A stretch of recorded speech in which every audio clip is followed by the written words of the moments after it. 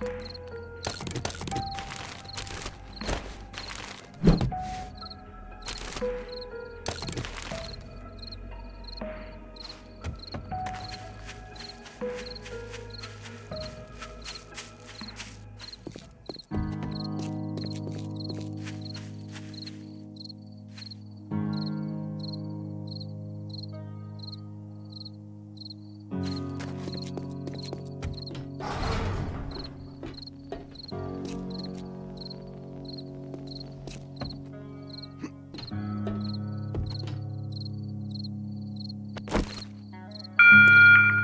to let you folks know that Trader Joel's will be closing soon.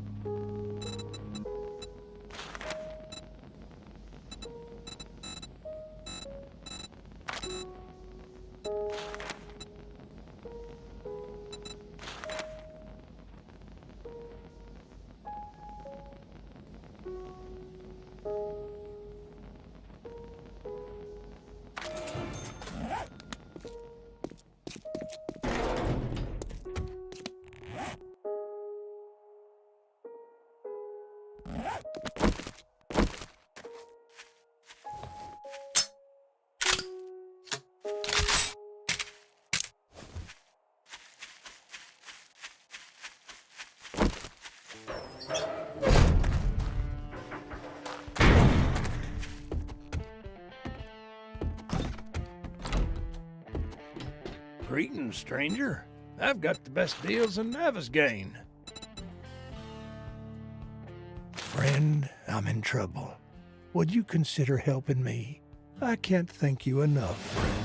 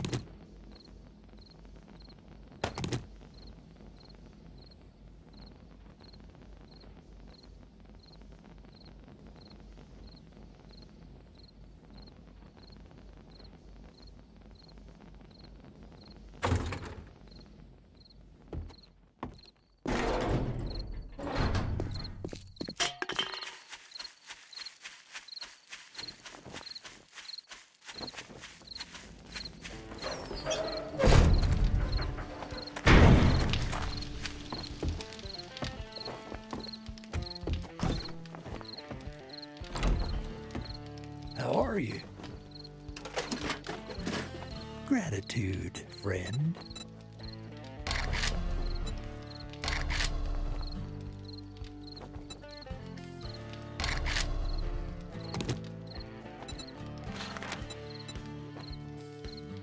I've got a job for someone of your talents. Thank you. I bet you wouldn't do this for just anyone in the wasteland.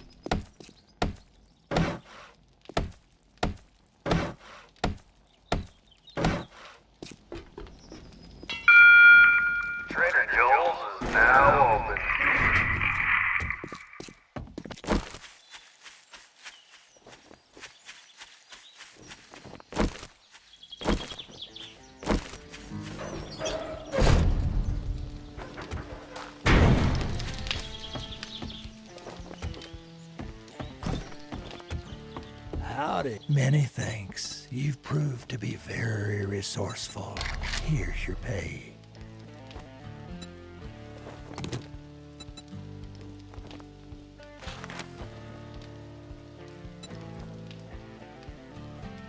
I could really use some... Well, alrighty then. Let's get the ball rolling.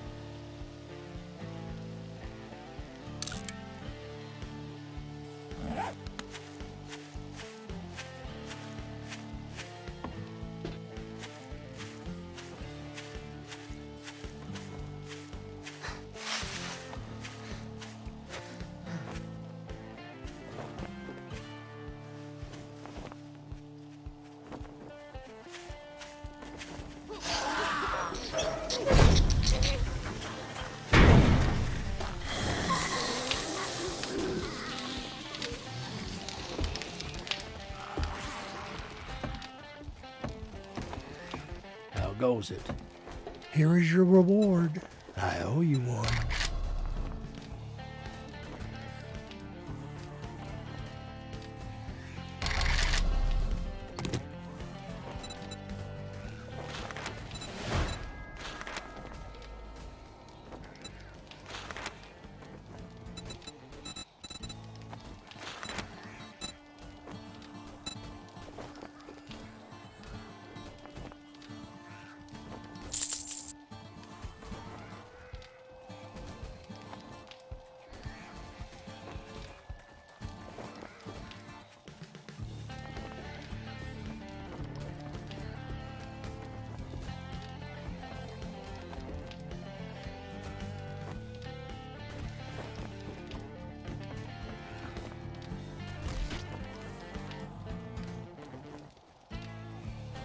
Gratitude and safe travels, friend.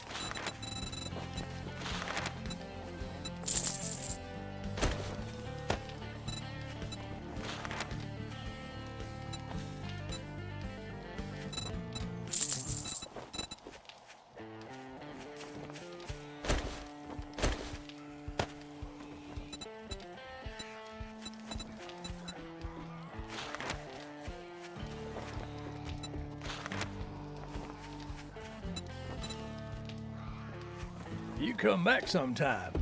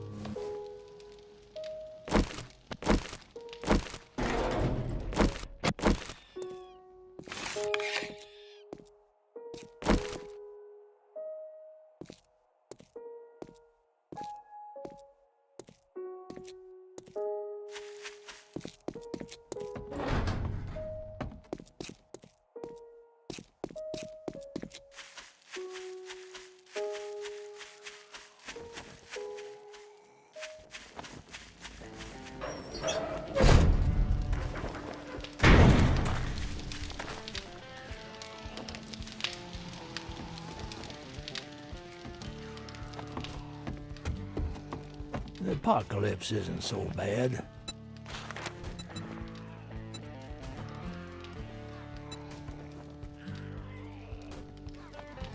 I like you, friend. I've got work for you. I can't thank you enough, friend.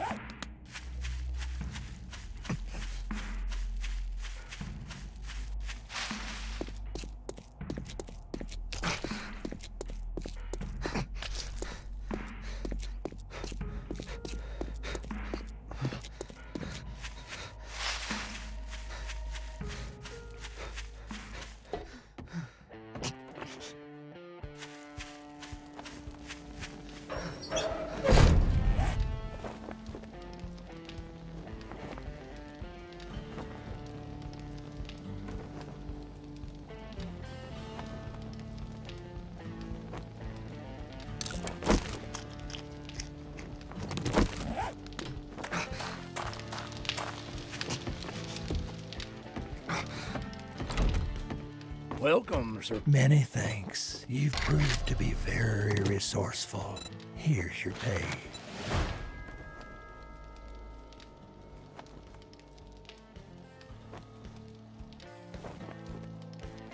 Thanks anyways. You be careful out there.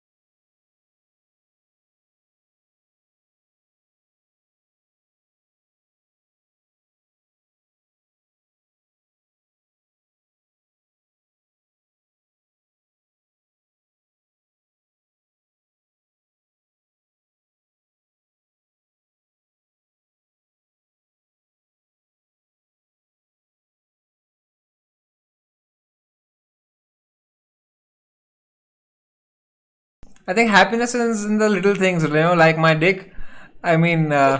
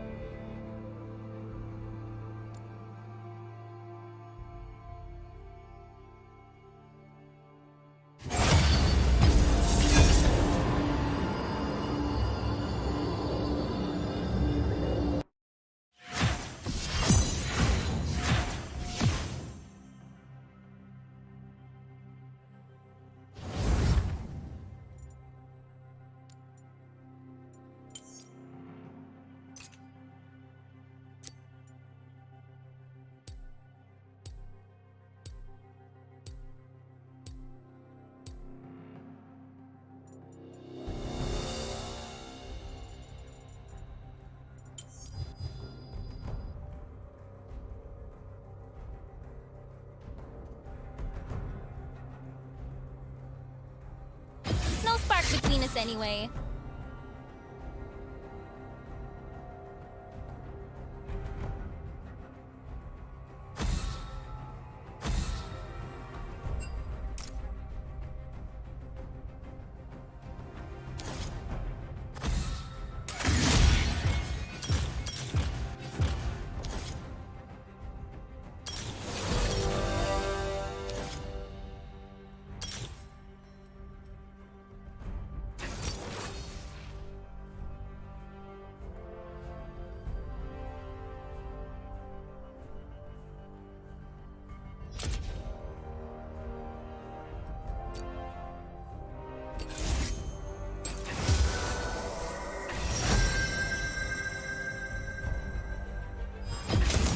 Fortune doesn't favor fools.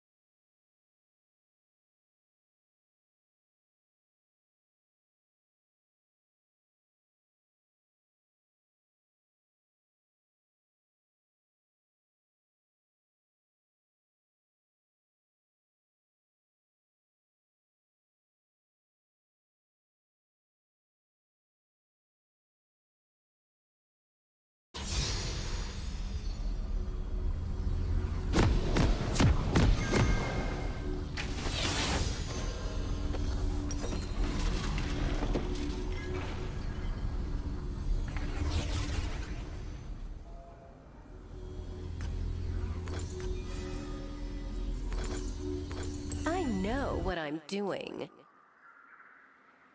Welcome to Summoner's Rift.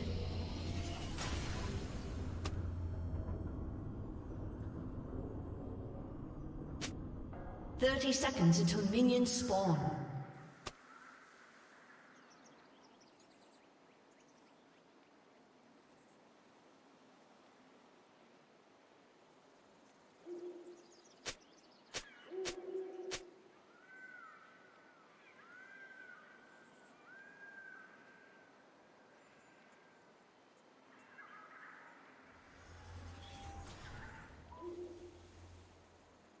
Minions have spawned.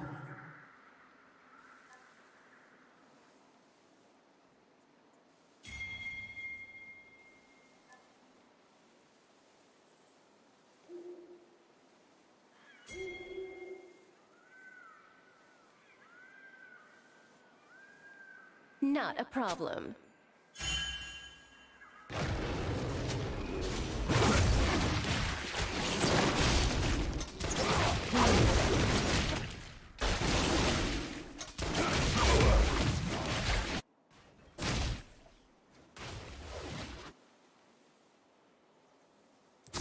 Step 2.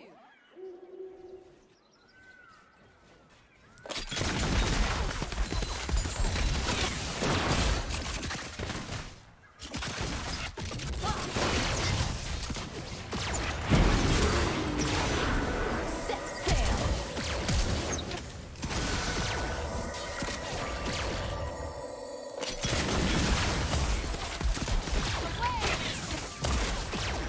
First blood. Nothing but powder monkeys.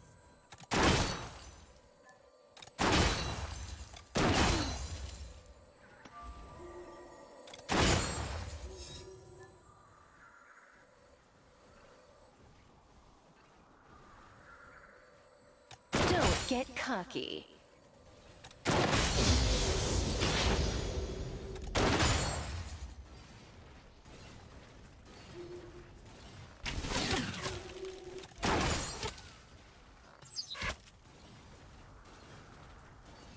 Sure you can handle me, Summoner?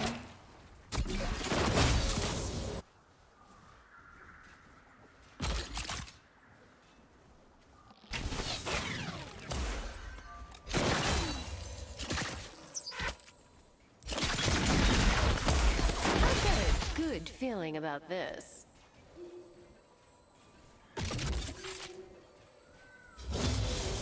An ally has been slain.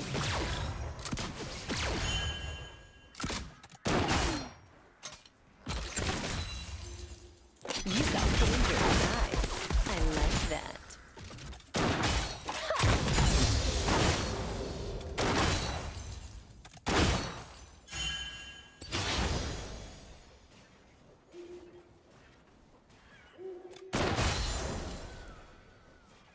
I know what I'm doing.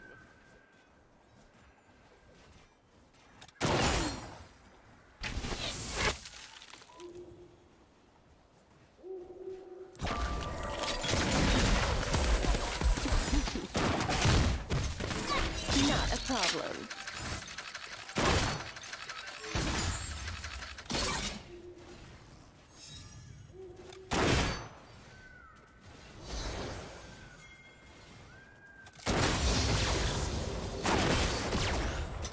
Step 2.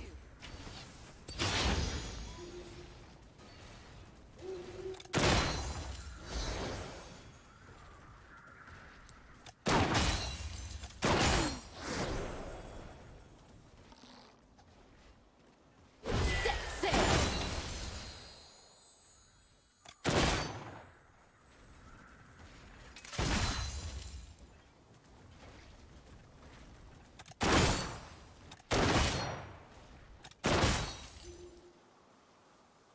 Don't get cocky.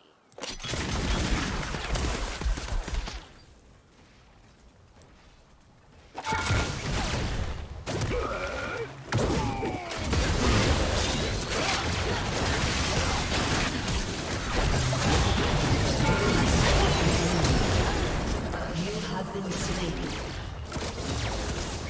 Enemy double kill. An ally has been slain.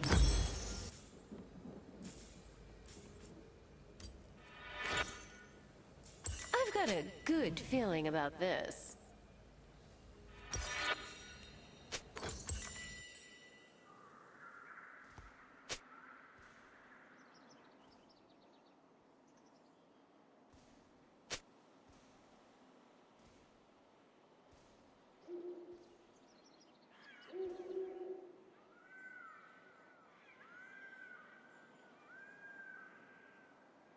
You've got dangerous eyes. I like that.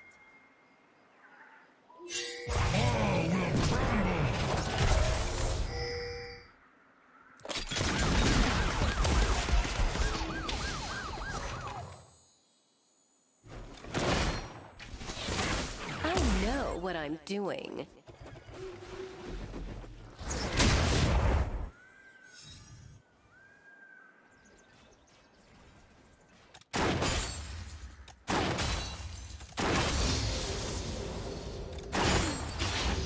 Not a problem.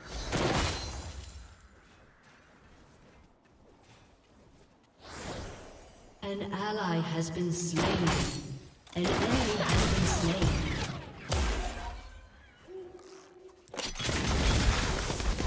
Step two.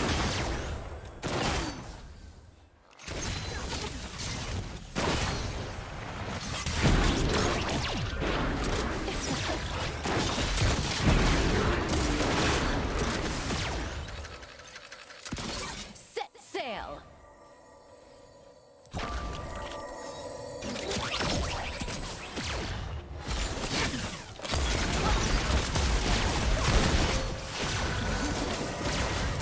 Ally has been slain. Don't get cocky.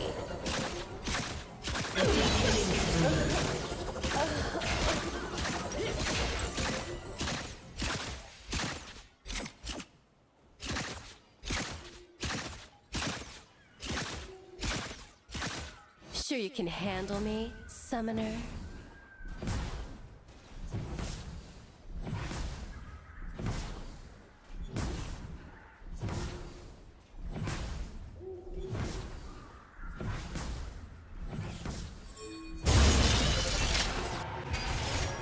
I've got a good feeling about this.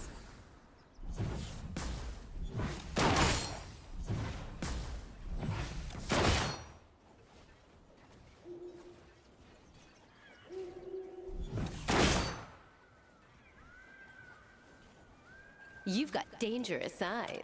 I like that.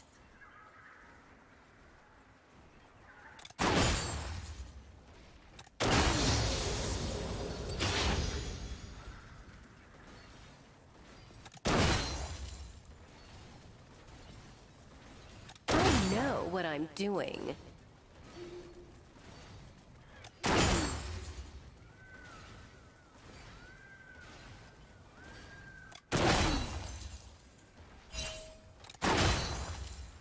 An enemy has been slain. Not a problem.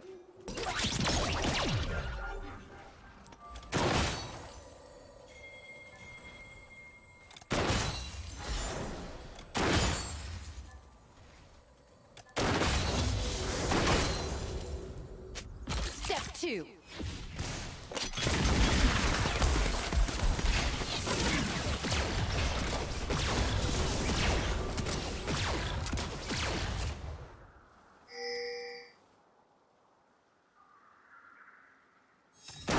Sail.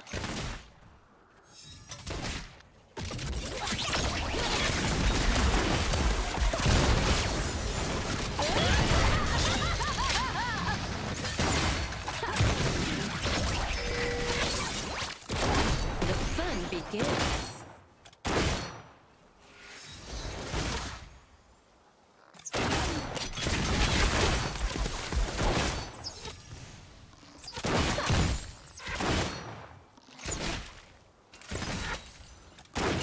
Don't get cocky. An enemy has been slain.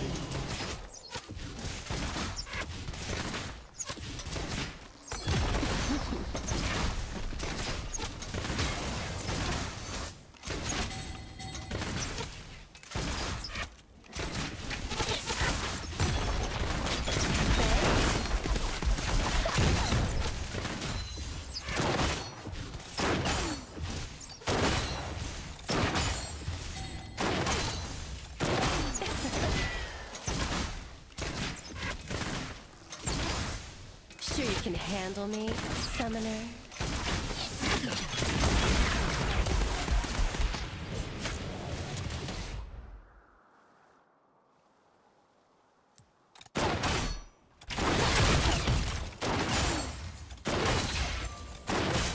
I've got a good feeling about this.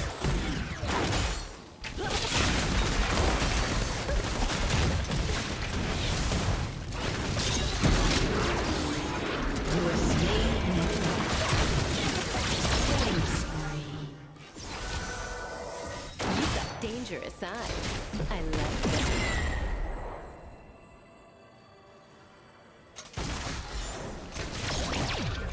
An enemy has been slain.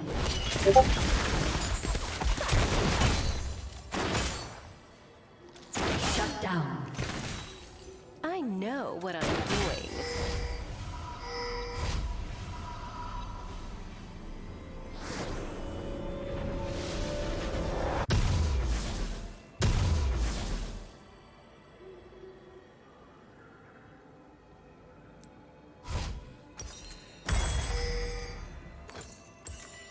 Not a problem.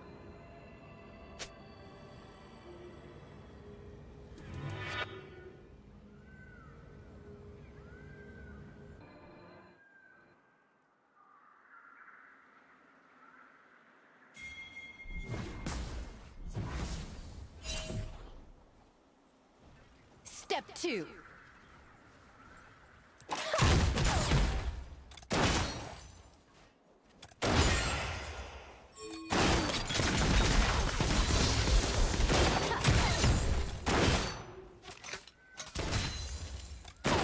Sail.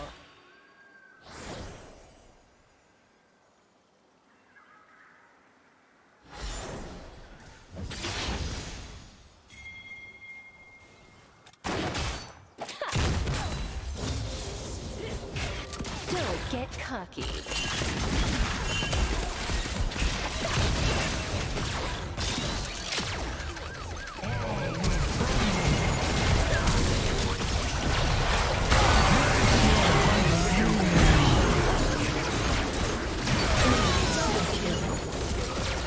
Turret plating will fall soon. Enemy has been slain.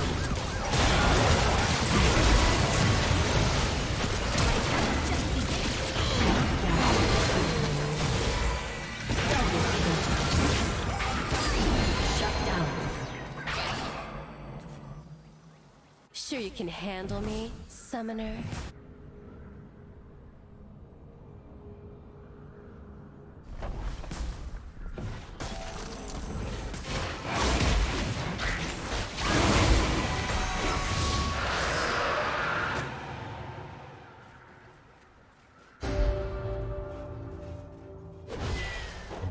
I've got a good feeling about this.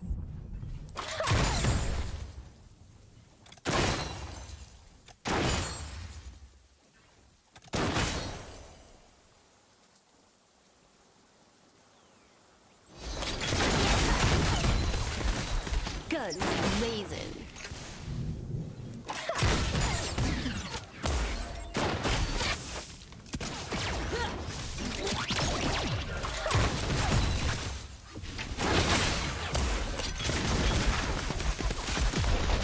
You've got dangerous eyes. I like that.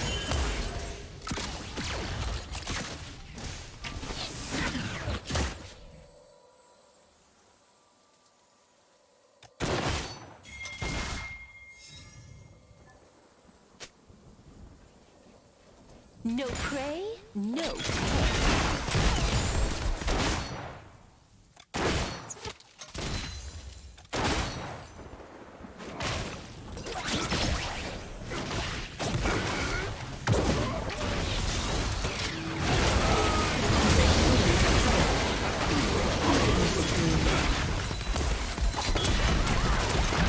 Slain an enemy.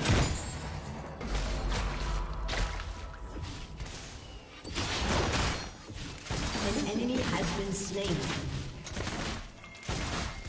Not a problem.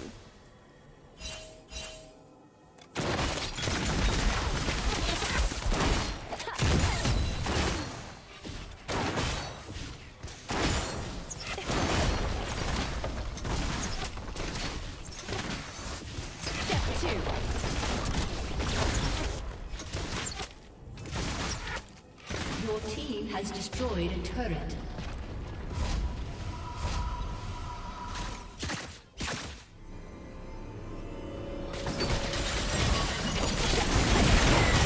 You have slain an enemy.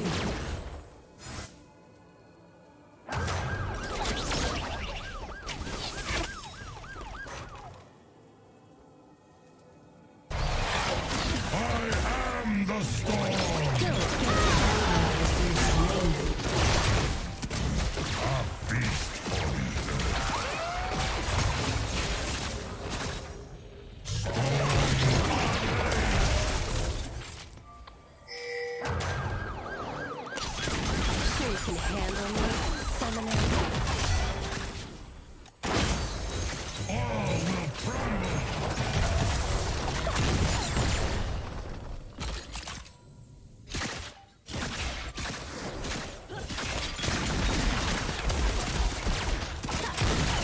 I always shoot first.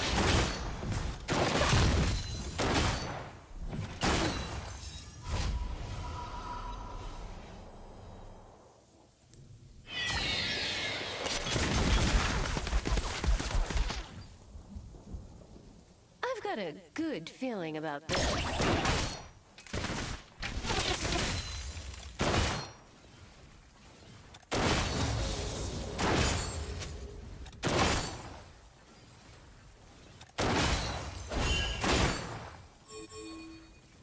You've got dangerous eyes. I like that.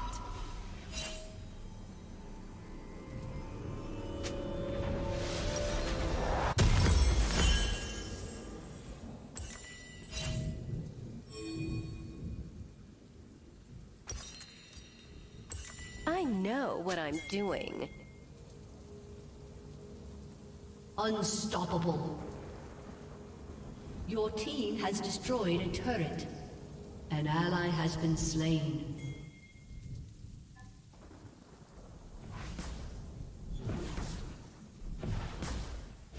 Not a problem.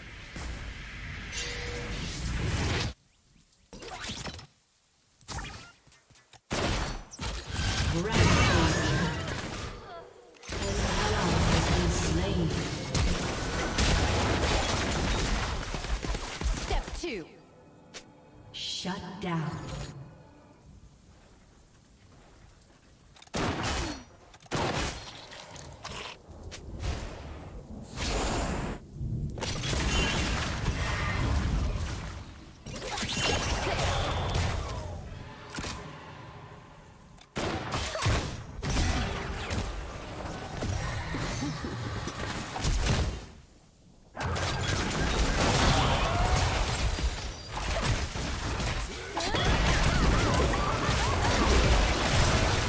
Get cut.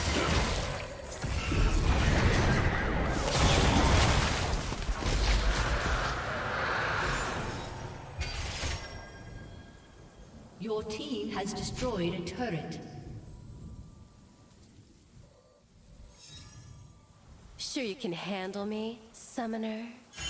Your team has destroyed a turret.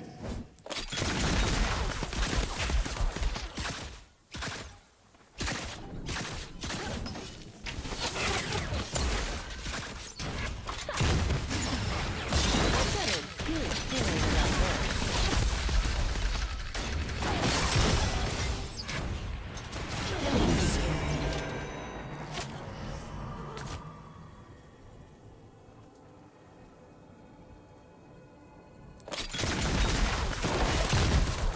You've got dangerous eyes. I like that.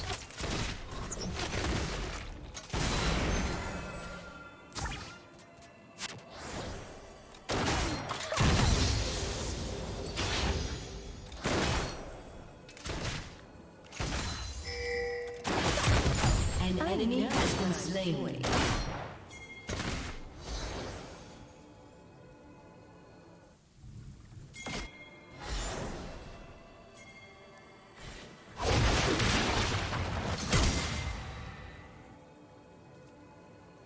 Not a problem.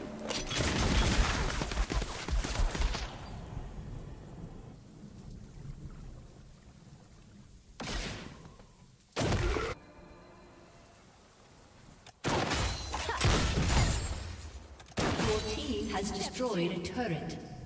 Unstoppable. An ally has been slain.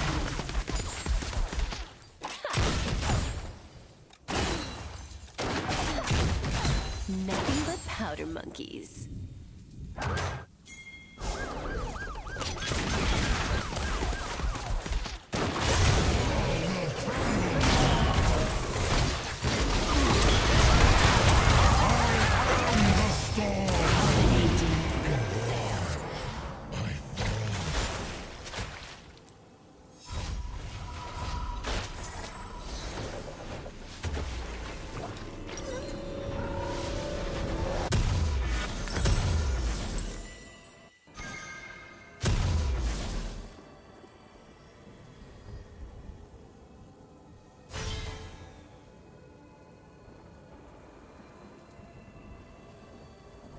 Don't get cocky.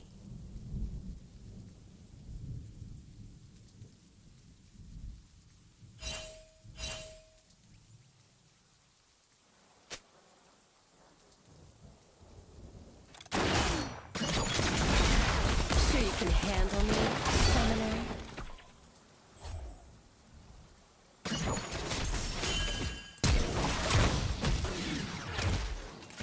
Rampage.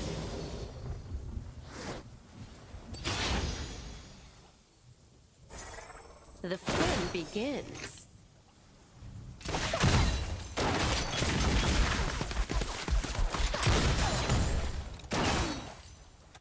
Enemy killing spree. Enemy has been slain.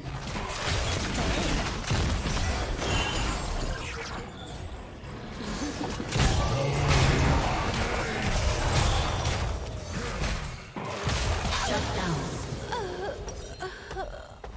So must it be.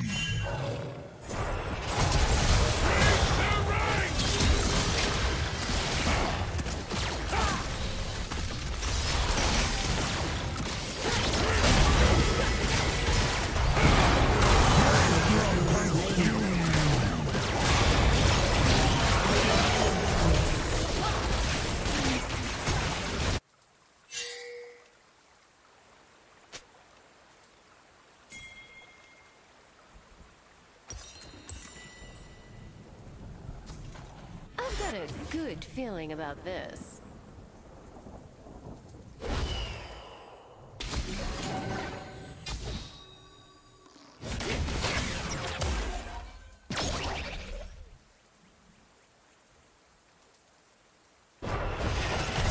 You've got dangerous eyes. I like that. Slain an enemy.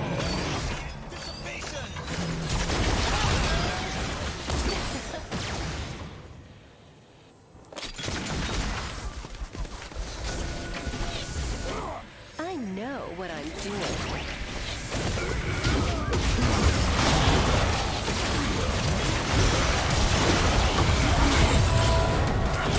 Rampage.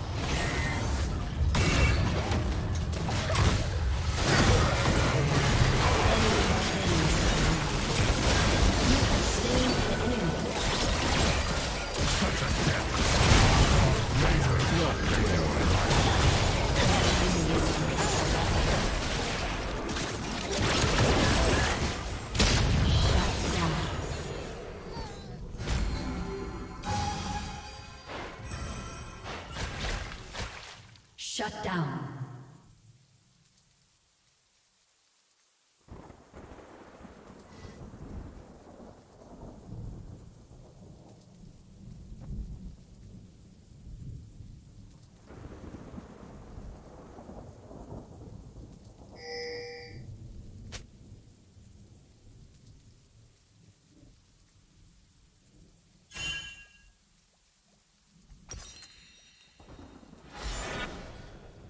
Not a problem.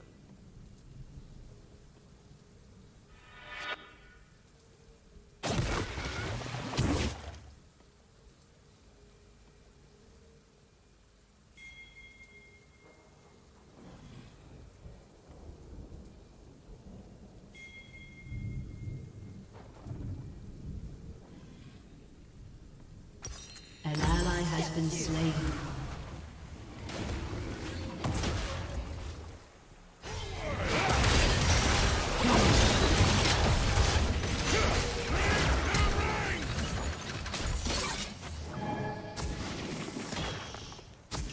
Enemy rampage.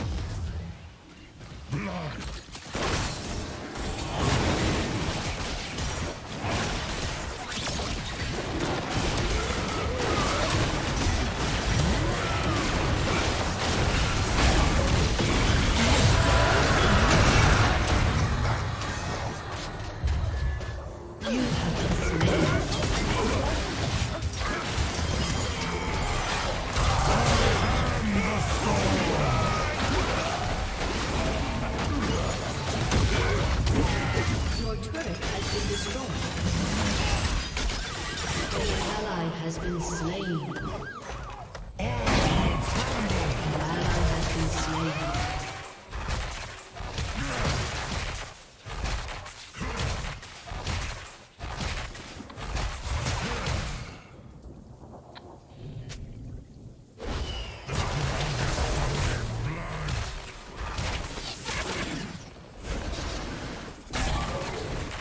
Don't get cocky.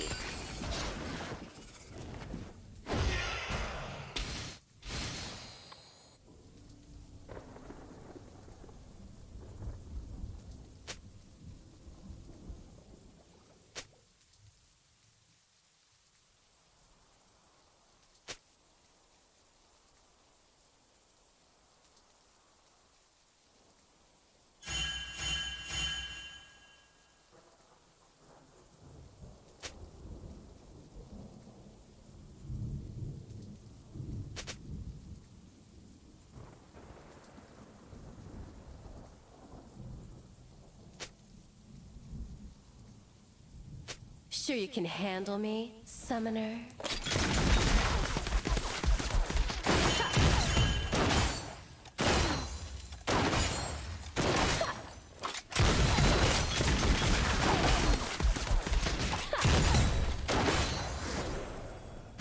I've got a good feeling about this.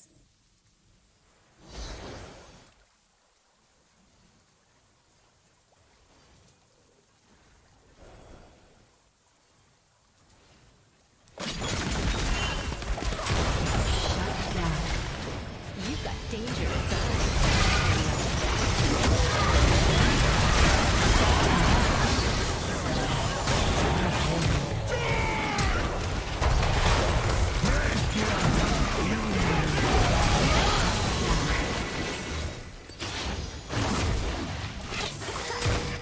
I know what I'm doing.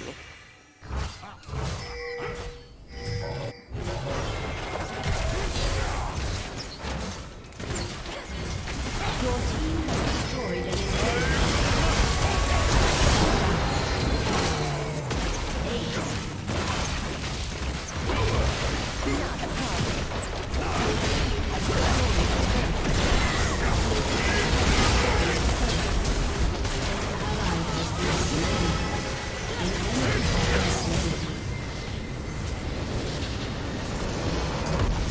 Victory!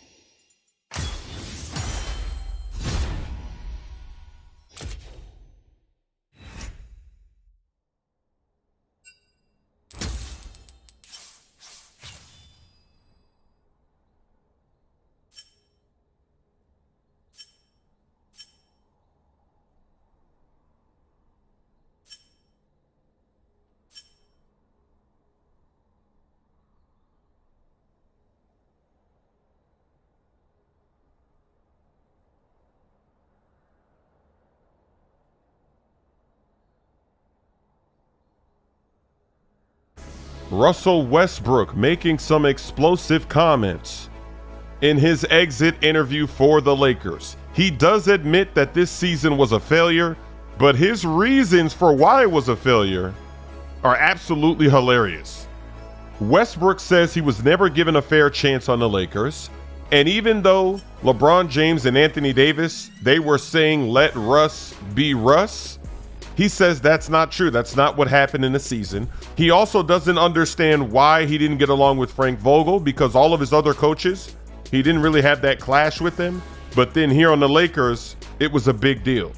But this is where it gets crazy. Westbrook mentions that he averaged a triple-double last season. And because he didn't get triple-doubles like that this season for the Lakers, that this is obviously a failure. And here's the exact quote. Obviously, I'm coming off averaging a triple-double, so anything less than that would not be a good season for me in my eyes. You know what I'm saying? End of the quote. So this is bad because clearly he thinks that stats are more important than winning. When you come to a team like the Lakers, you got LeBron, you got Anthony Davis, you're not supposed to get triple doubles. You've got other guys that are going to get assists. They're going to get rebounds. That's not your role. Your role is to win. But he's looking at it like, if I don't get a triple double, that's a L. It reminds me of Carmelo Anthony. At one point in his career, he felt the same way about scoring. If he didn't score 30 points in a game, win or lose, he thought that wasn't a good game. So he's playing mind games. He's out there. He's like, okay, are we winning? Are we losing? I don't have a triple double. I'm doing bad.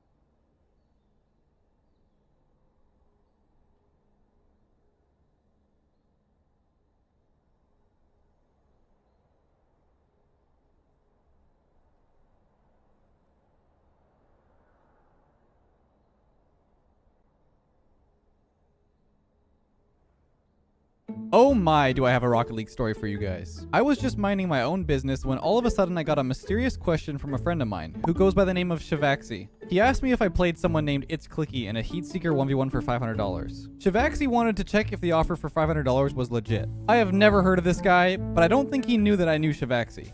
Later on, I find out that he's a diamond player, so you know this story's about to get interesting.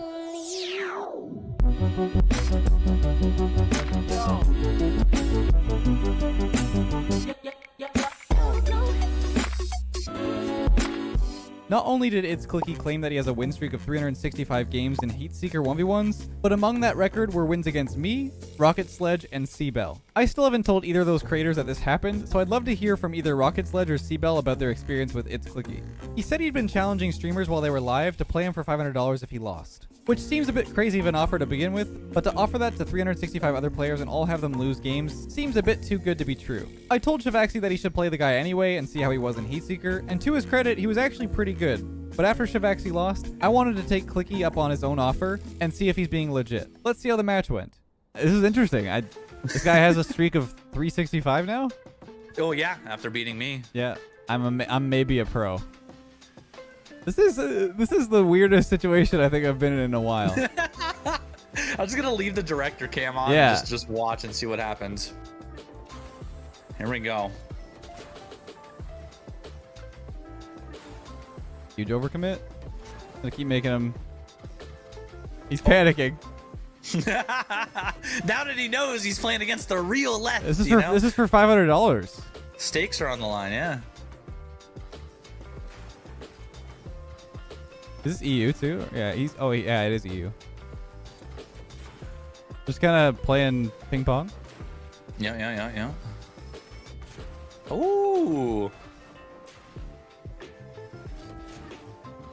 Lethamir, the absolute god legend of Heatseeker. That echo though. Gotta have those sweet echo effects, man. See? I'll try not to distract you too much. This is getting intense. Yeah, I'm not sure what's going on here. We're just kind of hitting the ball back and forth. Oh! There's a goal. Okay, all right, okay. This guy's got a streak of 365 apparently. I don't know if I believe him. I don't know if I believe him entirely here. But I guess I'll have to hit up Seabell. Yeah, see if he actually played Seabell. Who did he say the other guy was? Let me see. Just chat no. I can scroll up in my chat.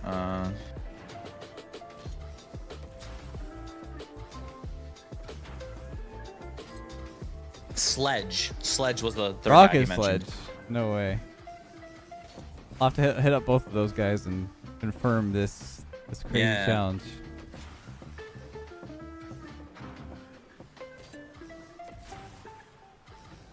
I'm kind of just hitting this ball back and forth. Yeah. I guess it's like what 1v1 Heatseeker is. I've never really done 1v1 Heatseeker other than like on purpose for the world record thing. I feel like he wasn't playing as good when it was with me. He was probably maybe downplaying it. Maybe he's an AI. Maybe this is like a new. This is like a new aimbot. robot AI. This is what I'm trying to figure out. It adapts to how you play, you know. Yeah, I don't know. Maybe it's like playing to the level of the. we're calling this guy a bot, and I feel kind of bad. I don't know. This is like a bizarre situation that he's calling. He says he's on a streak of like 365. Yeah. We're at full speed purple level here. Has been for a while. Yeah. Yeah, we didn't even get anywhere near this when I played. Yeah, and you scored a few times. So I'm did, kind of yeah. confused. Like, what's happened? Is he like sandbagging maybe?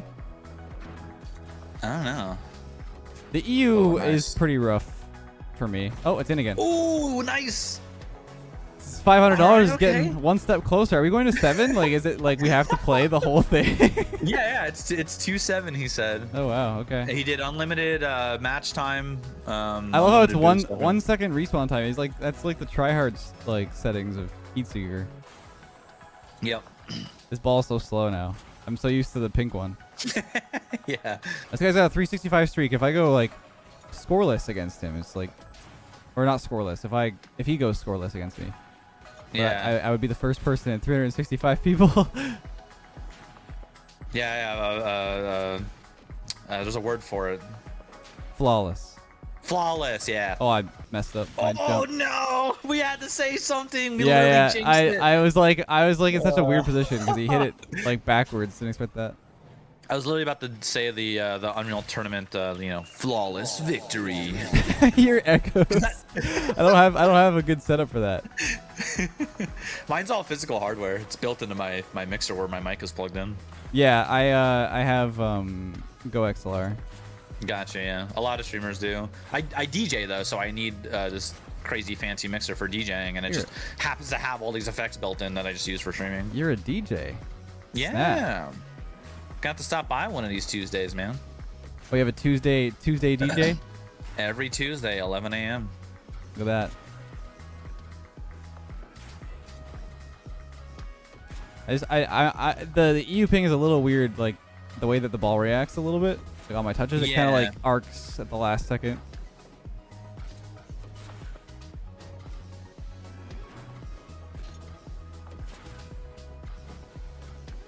Let's watch Clicky's view here.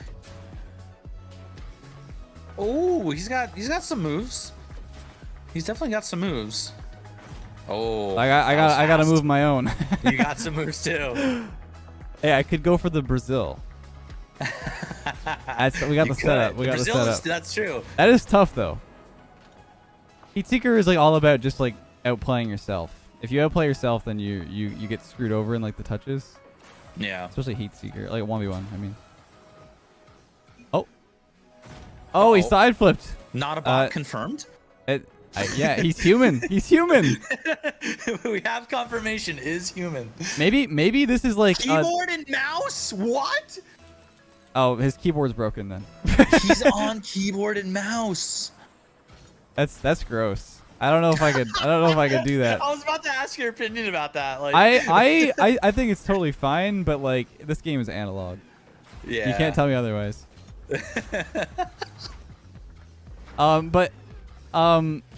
Yeah, he's human. Maybe this is like a ploy. Maybe this is like Seabell and Rocket Sludge's like love child of like a bot that challenges people automatically. Maybe. Yeah, I don't know. It's all ruse. How did they come across my channel of all? I think they just maybe it's like simultaneously they're challenging everybody and like you know what I mean. Like this is one of many It's Clickies. They have like multiple bots. Yeah, there's like multiple It's Clickies. It's insane. Oh, okay. I like the way you think. That's true. Those bouncers are hard. Yeah. Oh. The ceiling shots like that. It's good. Yeah, if you get them skim, it resets the force, and then it kind of goes right at the target really fast. Yeah. 2 more. No pressure. Yeah, Brazil I mean, coming this is in for hot. $500. I will honor that and say that I'll pay $500 if I lose. Wow. All right. Up in the stakes. I like it. Yeah, it's not only on him, it's on me now. This guy's sweating. I think he's sweating his boots. He's like 2 more goals. That's $500 down. Dude, this game has gone on for 9 minutes. Yeah, I'm actually surprised how long it's been. I guess Heatseeker 1v1s last a long time. Yeah. Like I said, I barely ever I don't really play Heatseeker at all.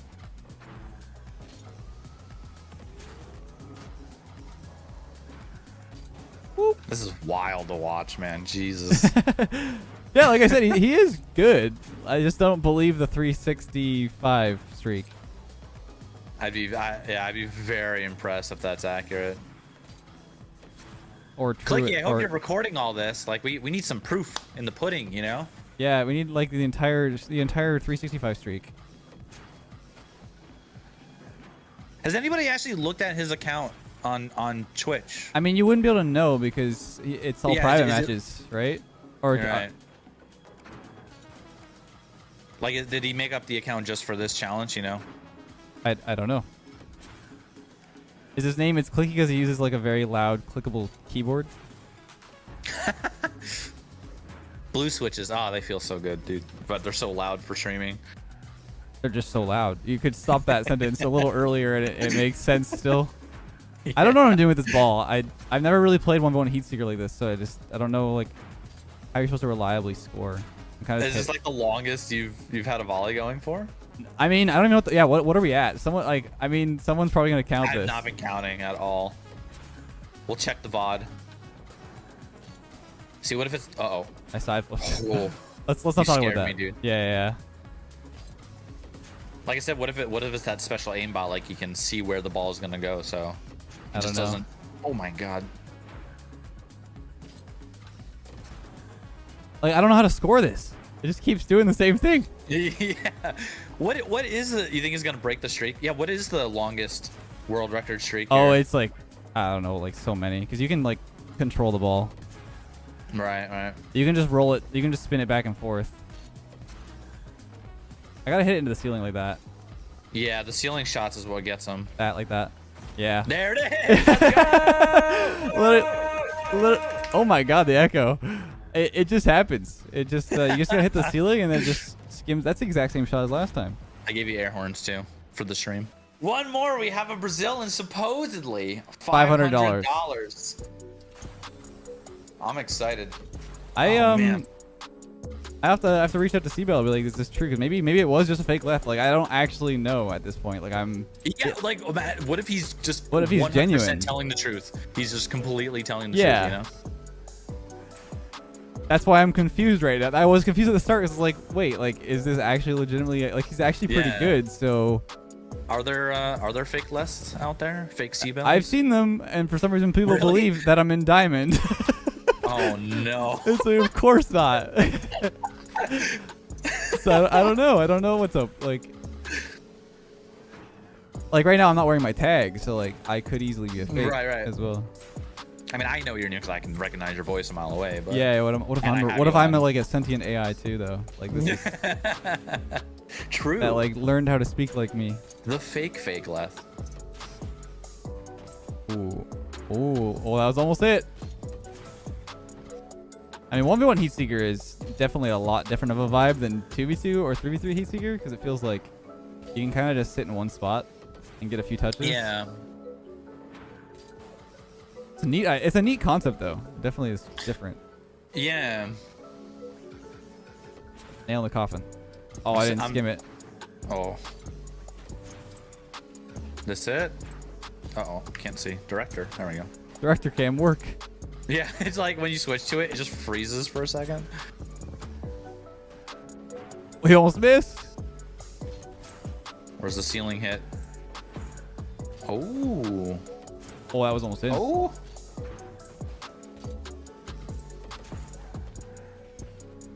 Oh, yeah. Even I'm getting nervous now. Well, do you think he'll respect the $500 offer? I don't know. I feel like he could. It's a long game. I didn't think it would be this long.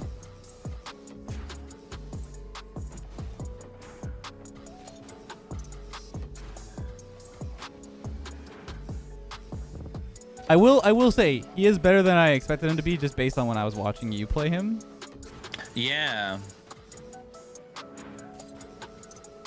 I feel like he was sandbagging. Yeah, no, that's fair. And Oh, like I said, wait, what just happened? I swear I hit that on my screen. Whoa. Oh no, Like, we've lost the Brazil. I lost the Brazil, but like I swear I bounced that down. Oh, it went like, it was weird. It like, went behind. I was trying to do like a bouncer shot. Saw a little lagginess there. It'd be really toxic. What if I like went up to him, demoed him, and then came back, touched the ball? it is 1 second. It is 1 second respawn though. I can't. That would be cool if I could touch that again too. Trying something fancy.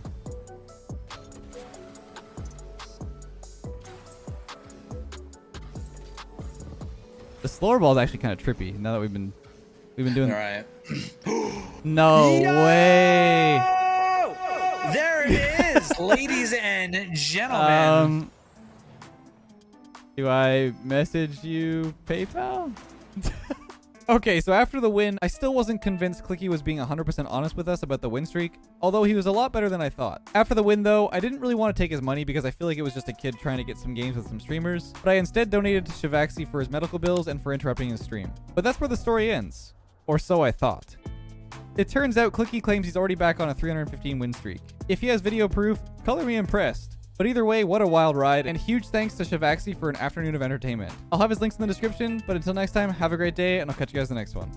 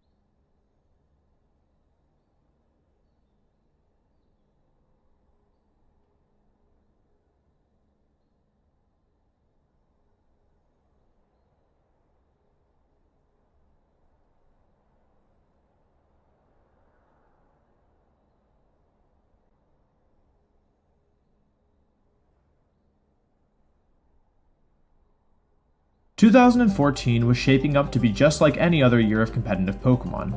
The circuit had crowned various national champions, and Worlds was quickly approaching. After a surprisingly ordinary year, no one really knew how unprecedented the events that were yet to unfold would be. For competitive Pokemon, 2014 was a year unlike any other. I'm referring, of course, to the World Championship Finals. South Korea's legendary Seijin Park would be facing off against one of America's newest threats, Jody Azarelli.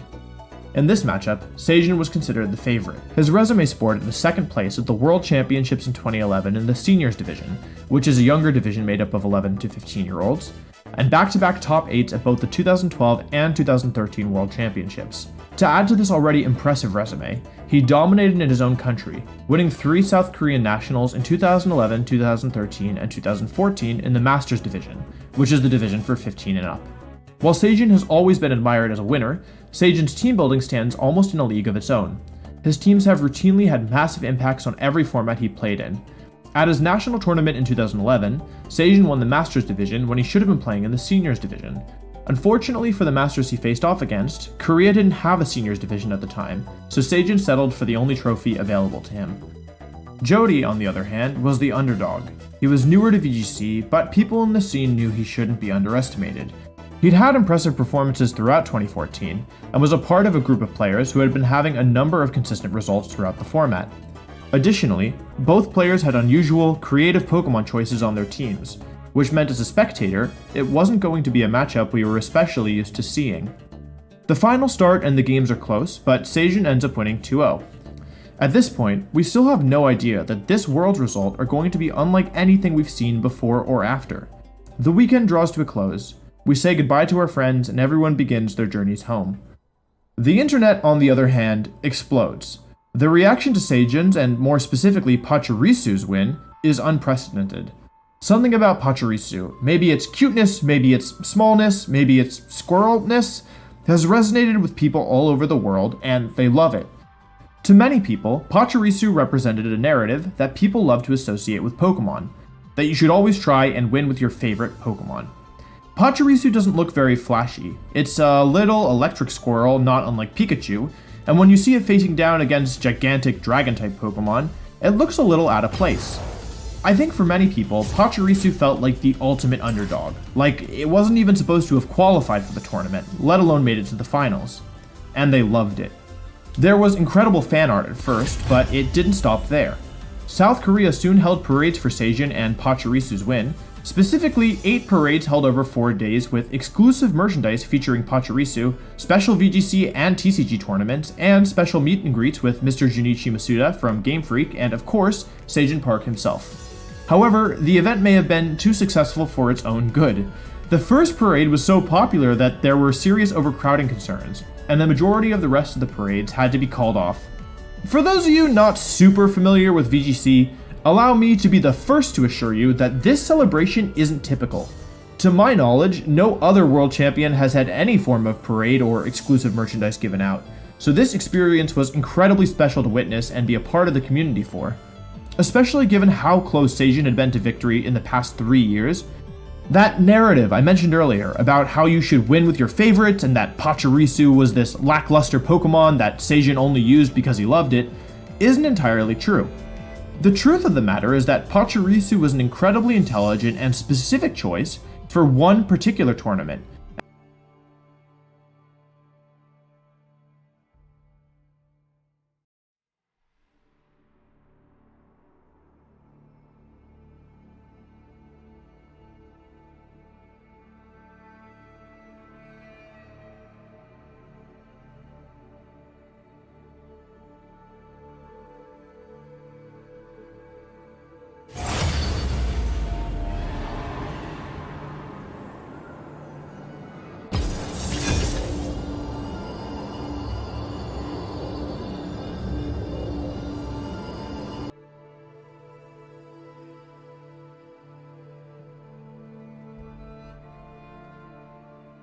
And the wisdom of this decision resulted in Seijin's victory.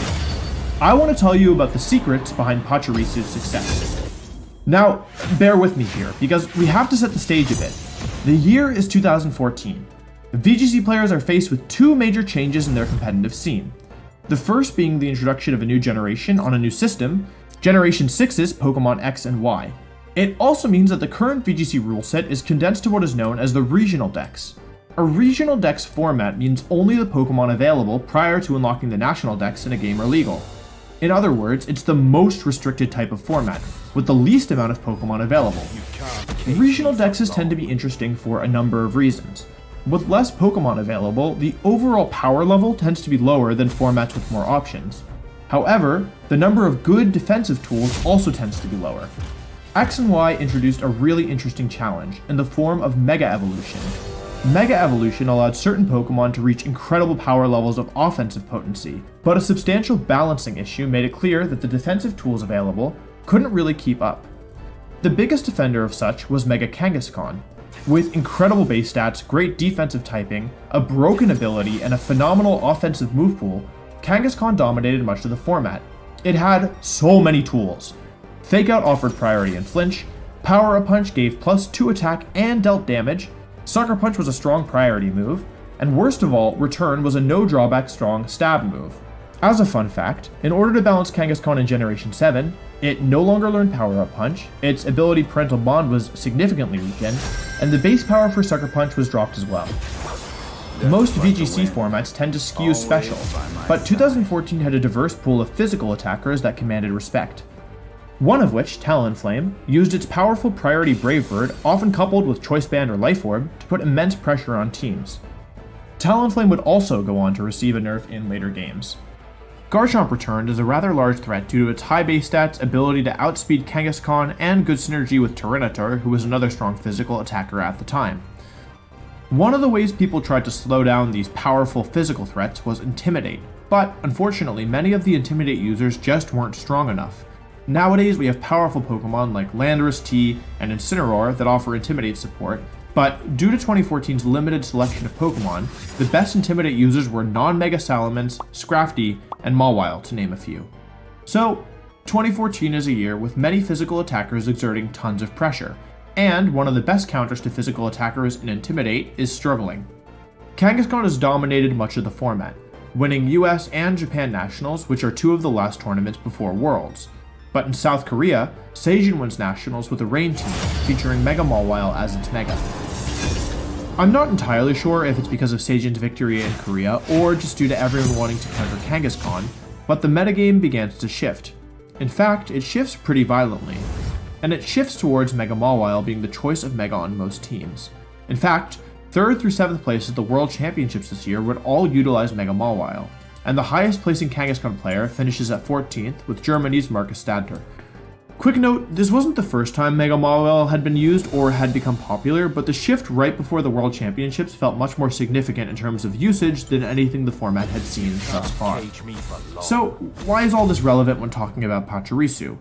Well, Seijin is building for the World Championships, and he notices something interesting: Mega Gyarados.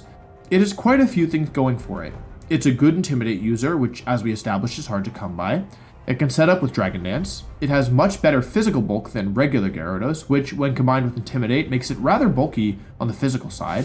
It also has a number of positive matchups in the metagame. Talonflame, like we mentioned, does not enjoy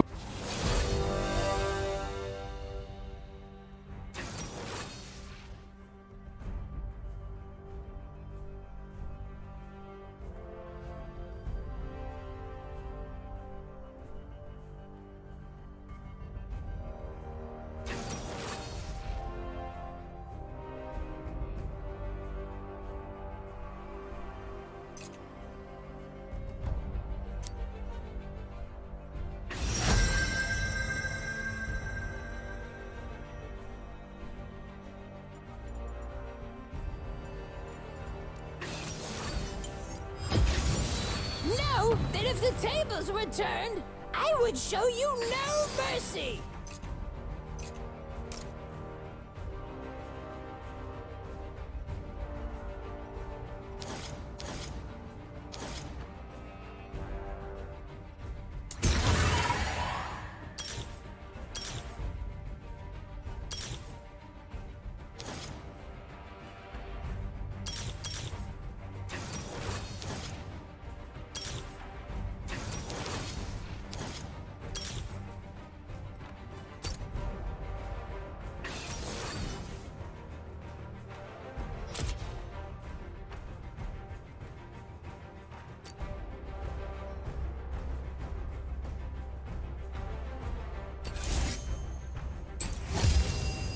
enjoy facing down Mega Gyarados because it gets knocked out by unboosted Waterfall.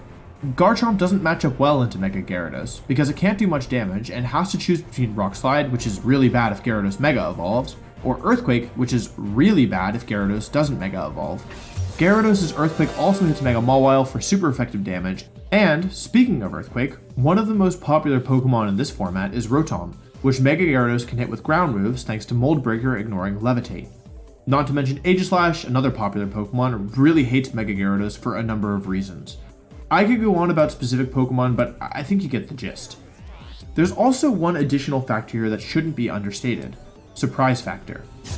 Gyarados was actually relatively popular earlier in the format, but Ludicolo and Safety Goggles Zapdos' rise made Gyarados' life really difficult, especially since it doesn't get a good flying move for Pokemon like Ludicolo or Amoonguss. So, it's right before Worlds, and Gyarados is really not a common Mega Evolution, like, at all. And Sajin recognizes that not only is Gyarados a good choice for the current metagame, but it also is likely to catch his opponents off guard, as Gyarados has all but disappeared from the metagame. Pokemon is a game about making choices, and the less information you have, the harder it is to make the right choices. Okay, Wolf, but this video was supposed to be about Pachirisu, and all you're doing is talking about Gyarados. Well, I think we're finally ready. We've established that Gyarados was a good choice for the World Championships given what was popular. We have not established how Sajin was going to support it. Sajin identifies that Gothitelle is a good support Pokemon here. He chooses to run Tickle, Thunder Wave, and Psyshock on it. Thunder Wave provides speed control, and although it looks a little surprising, given that Gothitelle learns Trick Room, this is generating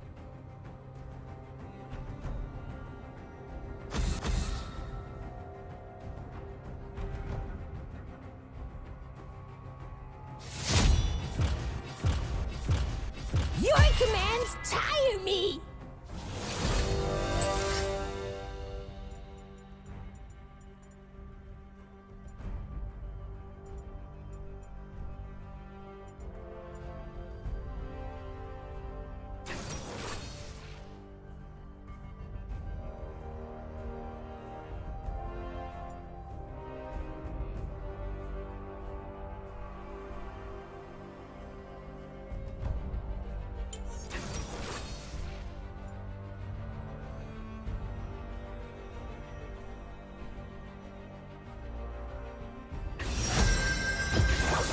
Death is like the wind, always by my side.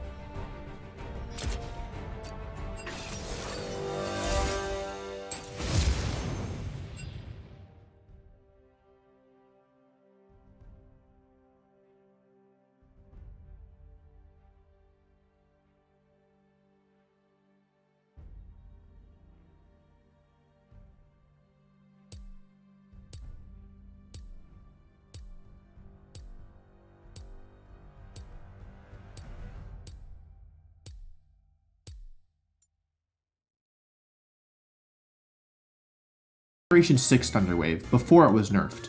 That means it never misses and quarters rather than halves a Pokemon's speed. As Gyarados and the rest of Sajin's team didn't end up benefiting from Trick Room, Thunder Wave was a better choice.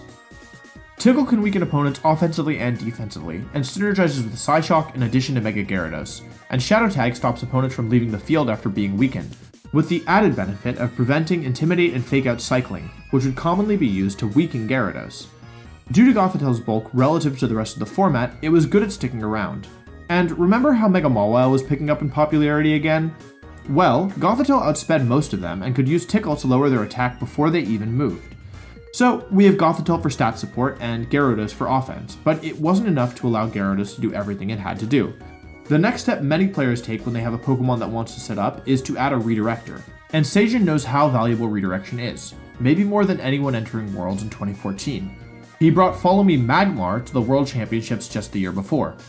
Generally, if you wanted redirection in 2014, there was one standard go-to Pokemon, Amoonguss. Amoonguss offered Spore and Rage Powder support and often even held the Rocky Helmet item to match up positively into Kangaskhan.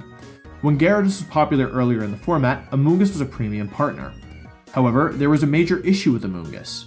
Rage Powder is a move that redirects all opponents' moves to the user, unless the opponent is immune to Powder moves, and two major threats to Gyarados happen to be immune to Powder moves, Ludicolo and Safety Goggle Zapdos.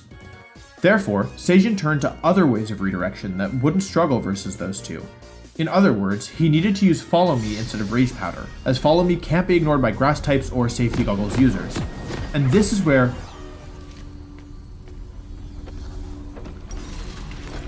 Whispers on the wind speak of a masked swordsman with two blades.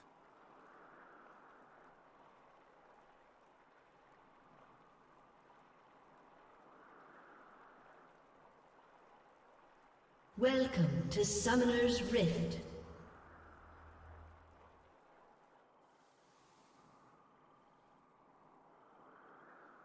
"30 seconds until minions spawn.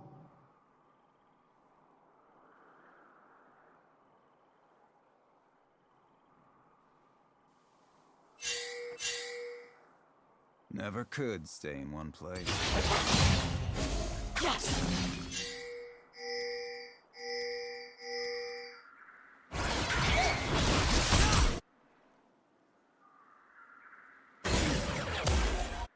Minions have spawned. I will follow this path. First blood.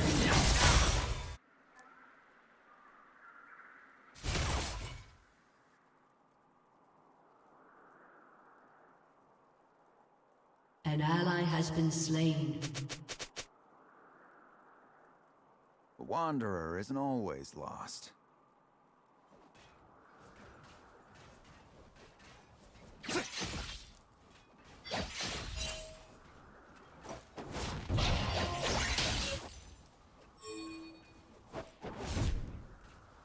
Sleep is for the guiltless.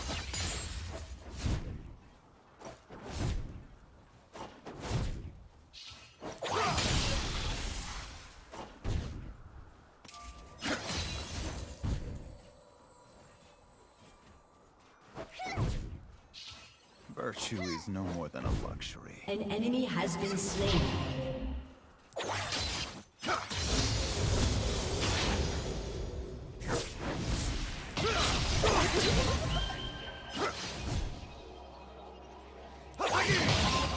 The sword's poor company for a long road.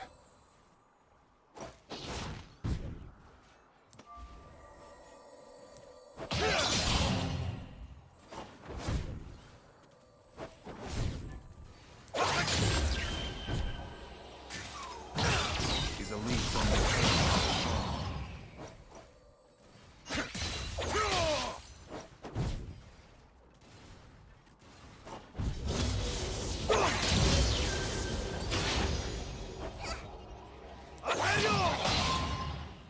The road to ruin is shorter than you think.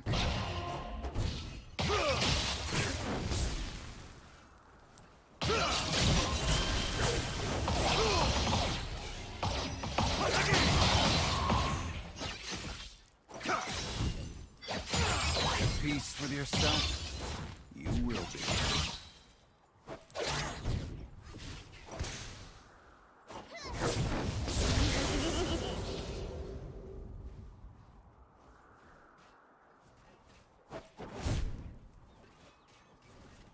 This story is not yet finished.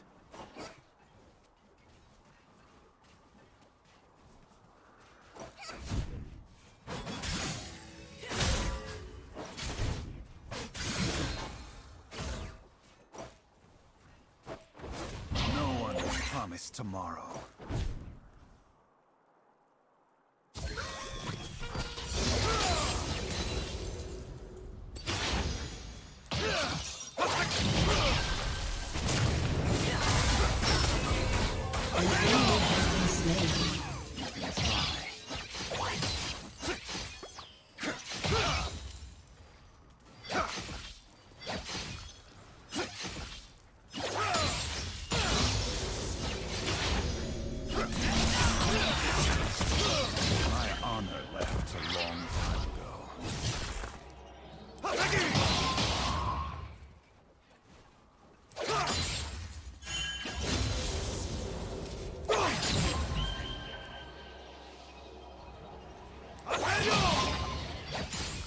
Justice.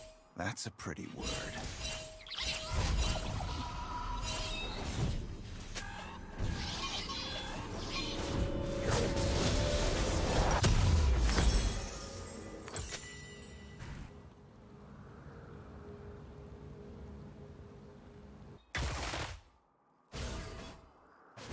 Sleep like guiltless.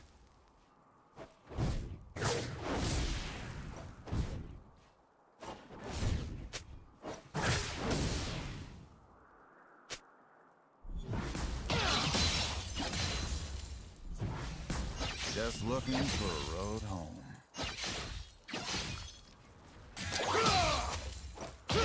An ally has been slain. You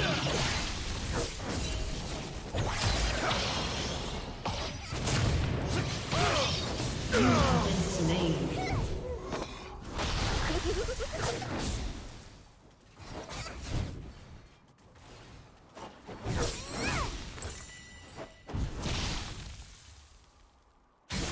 Could stay in one place.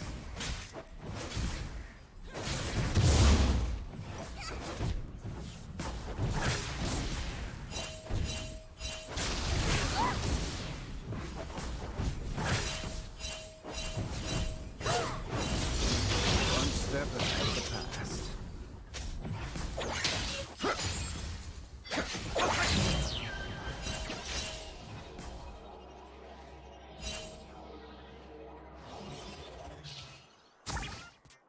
An ally has been slain. No cure for fools.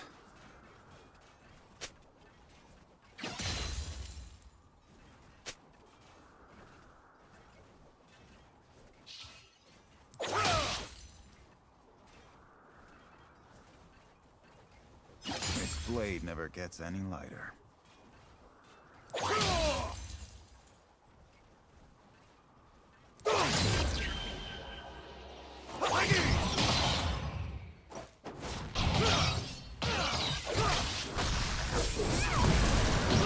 I will not forget who I am.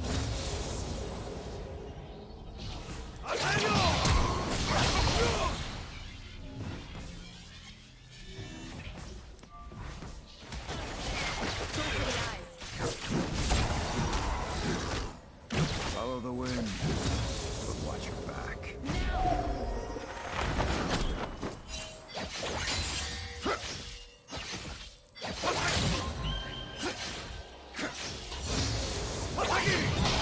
Enemy killing spree.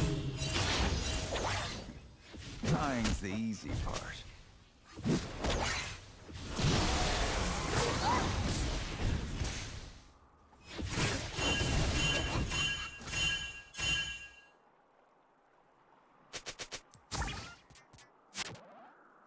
Honor is in the heart, not the name.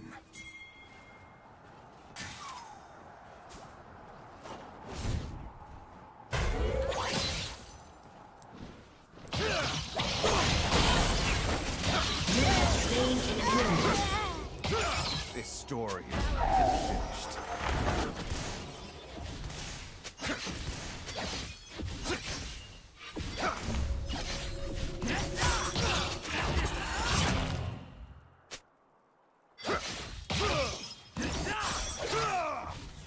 Don't start what I'll finish.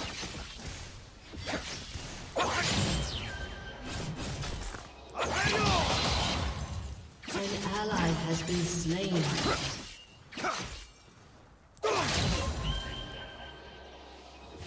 The sword's poor company for a long road.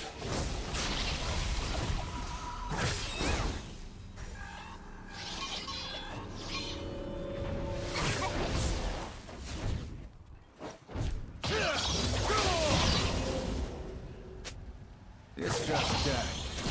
Nothing serious.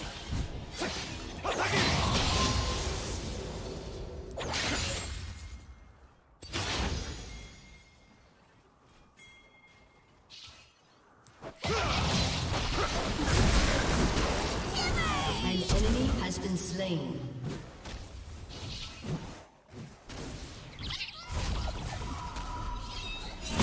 Rampage. An ally has been slain.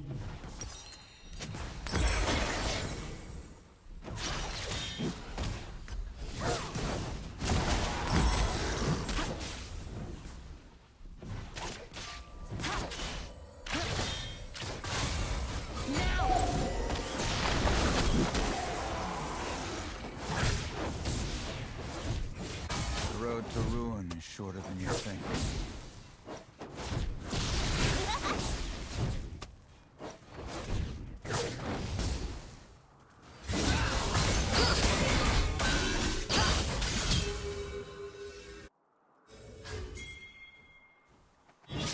Justice. That's a pretty word.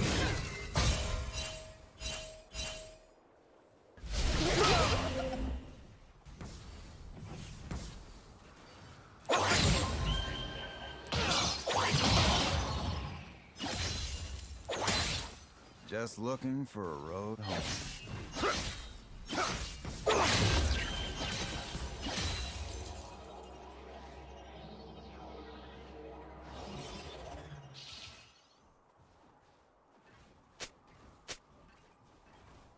The road to ruin is harder than you think.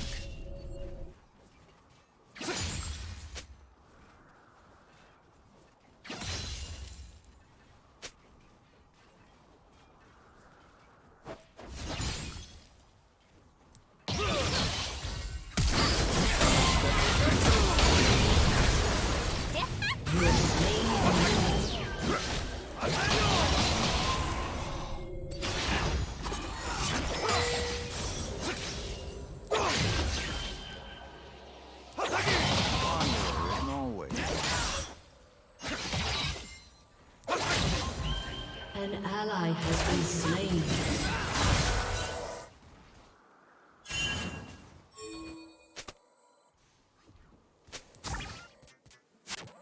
No one is tomorrow.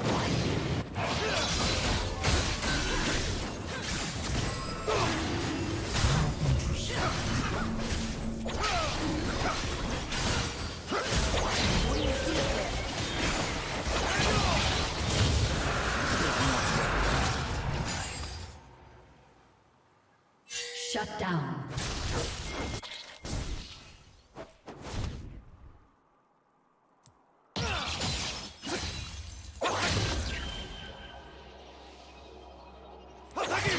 Honor is in the heart, not the name.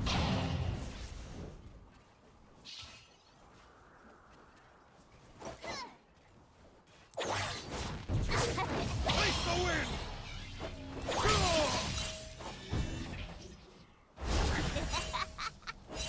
I will follow this path until the end.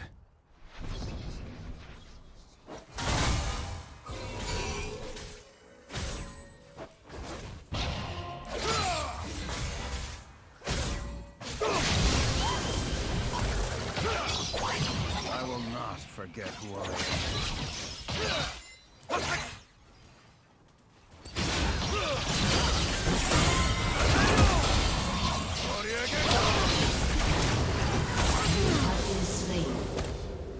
An ally has been slain.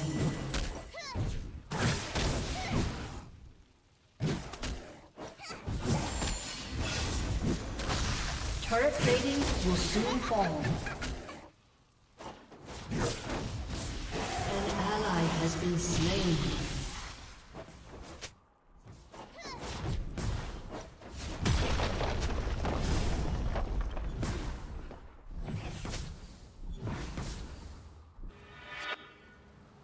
Is a leaf's only purpose to fall?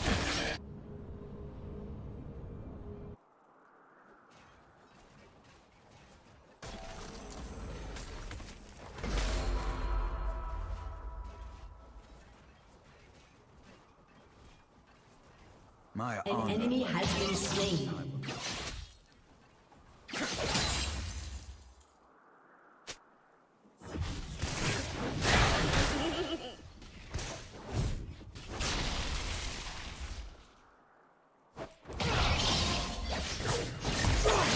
Virtue is not.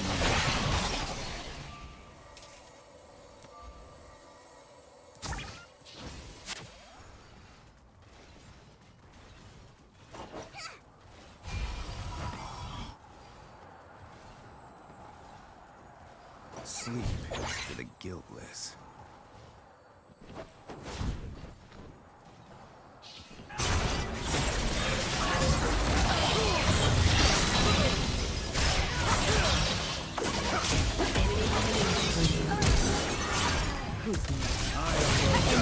Double kill. Shut down.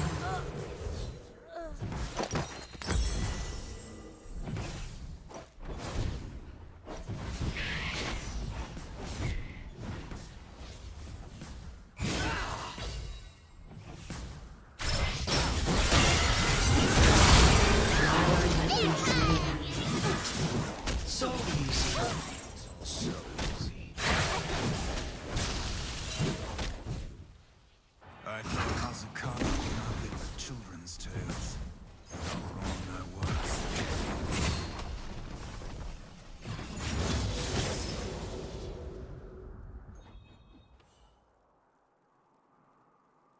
Your turret has been destroyed. Never could stay in one place.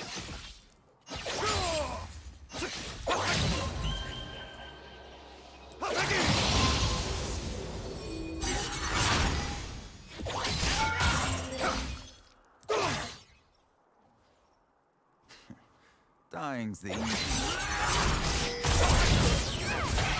You have been slain.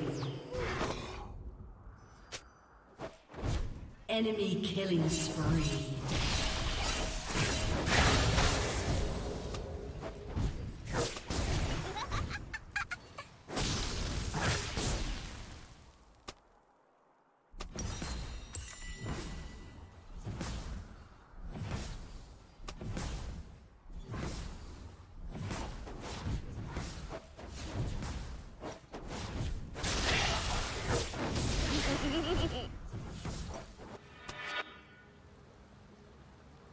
An ally has been slain. Shut down.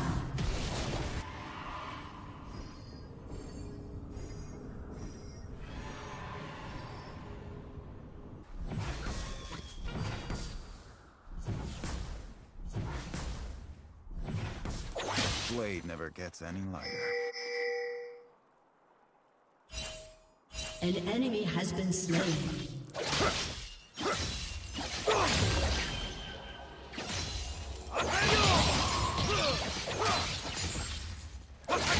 Follow the wind.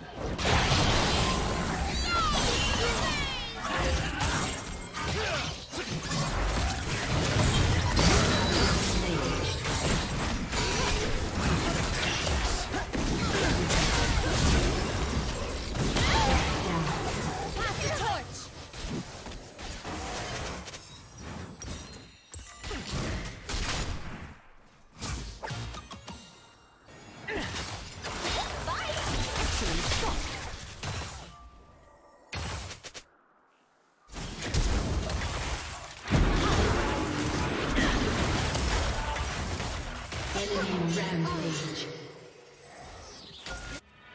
Follow the wind, but watch your back. Ally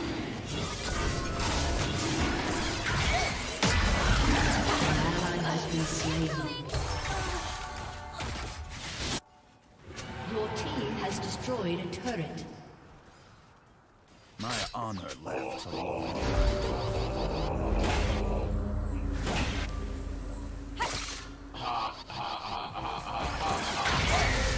Your turret has been destroyed.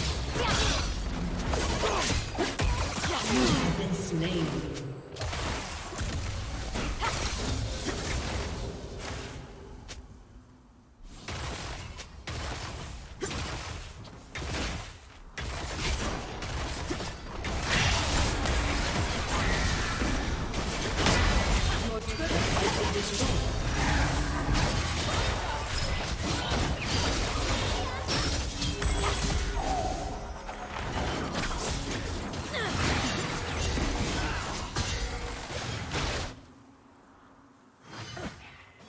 The Wanderer isn't always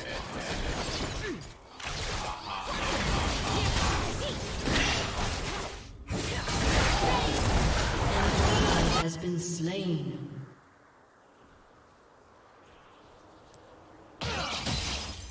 some mistakes you make. Enemy killing spree.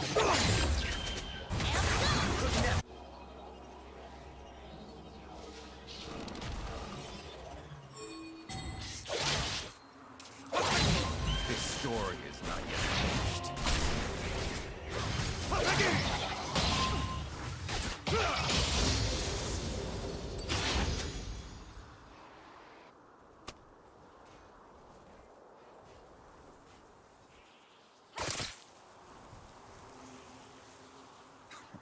One step ahead of the past.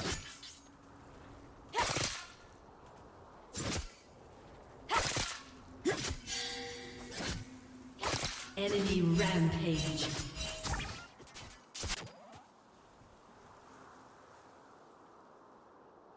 I will follow this path until the end.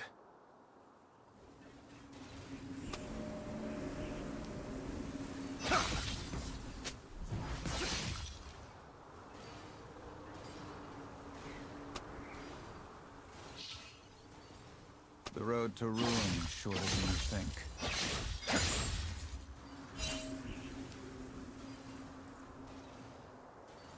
An ally has been slain.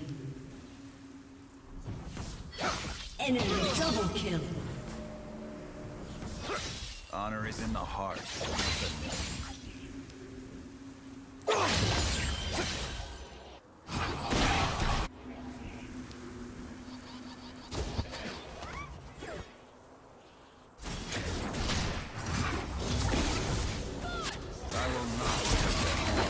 Enemy rampage. Enemy double kill.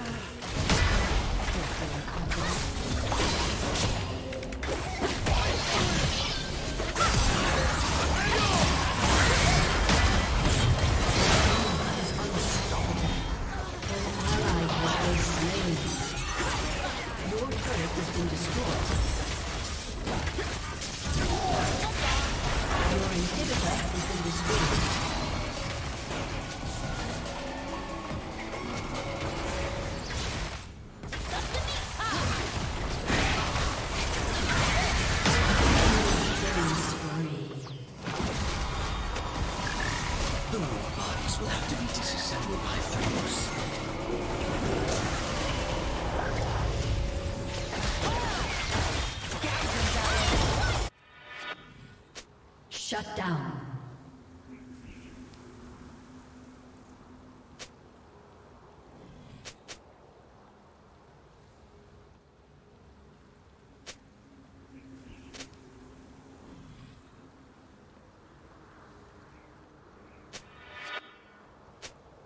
Virtue is no more than a luxury.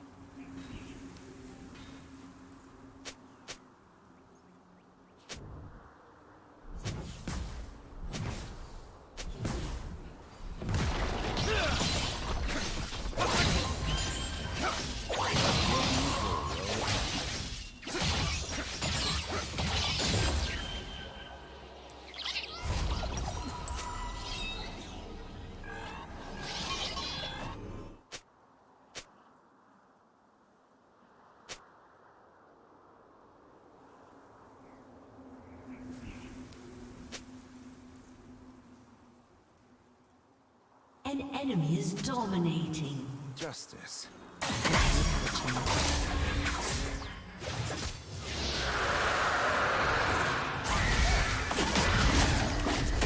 Enemy is godlike.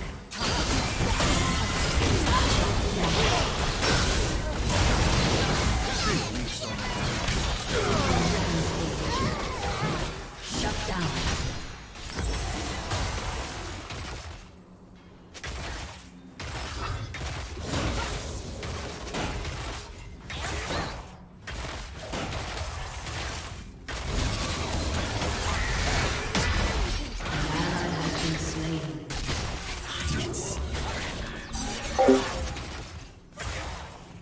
Enemy double kill.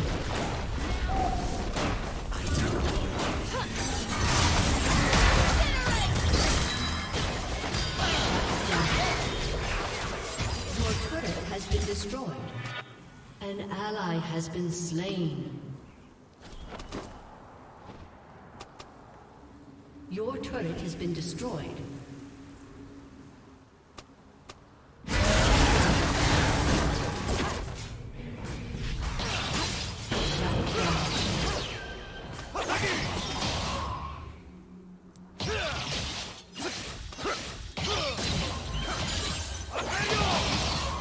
I'll give you the easy way out.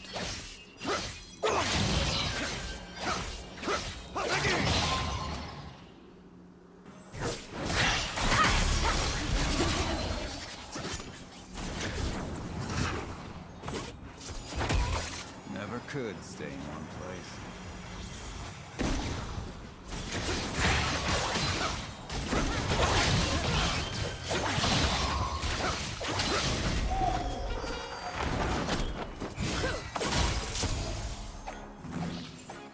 No one is promised tomorrow.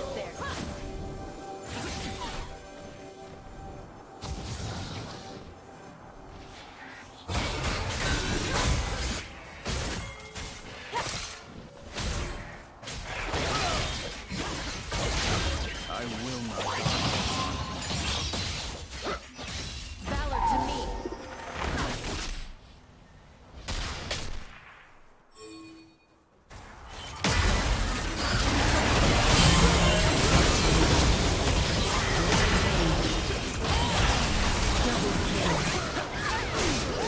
You have been slain.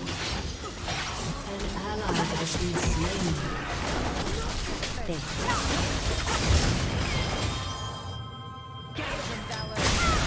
Shut down.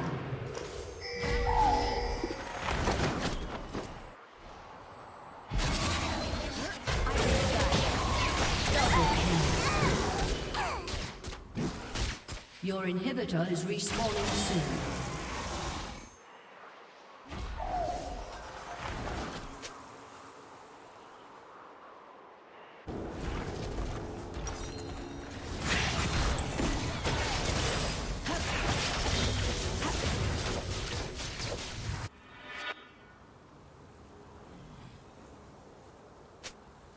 I will follow this path until the end.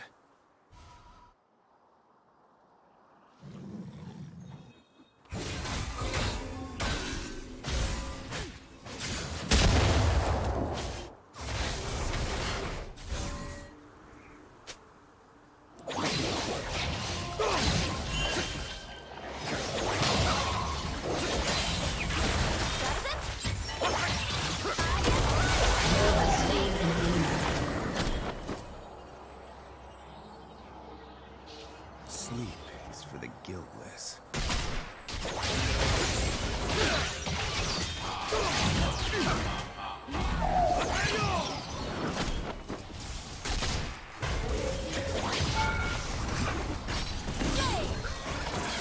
Justice.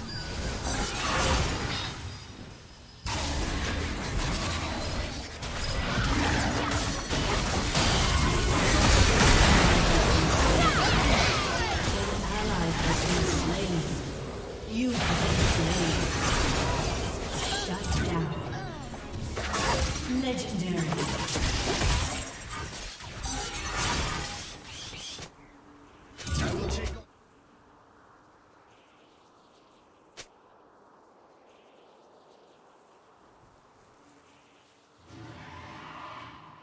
Your inhibitor has been destroyed.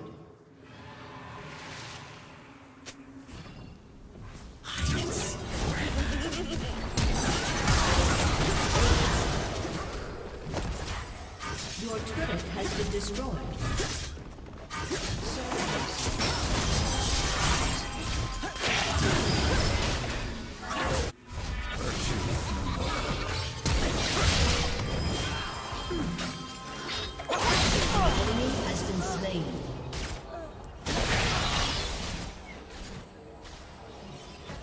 Your turret has been destroyed.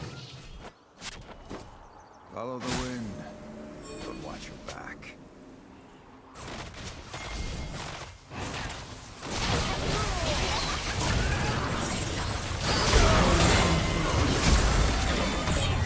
Enemy double kill.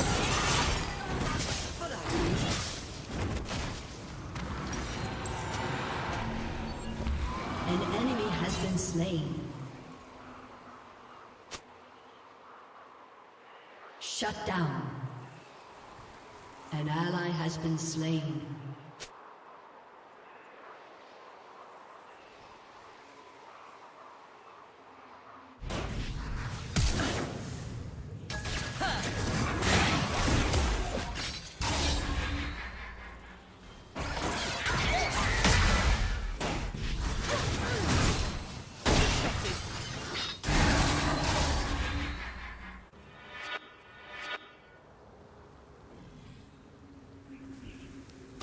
Honor is in the heart, not the name. Pass the torch!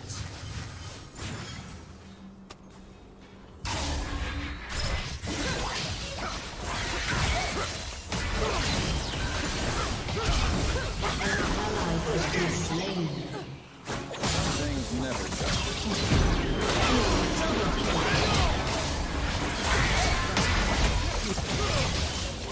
An enemy has been slain. You have slain an enemy. One blade, one purpose.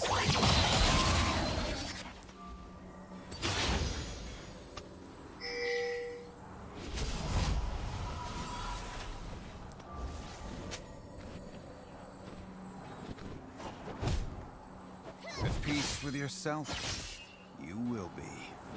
Your turret has been destroyed.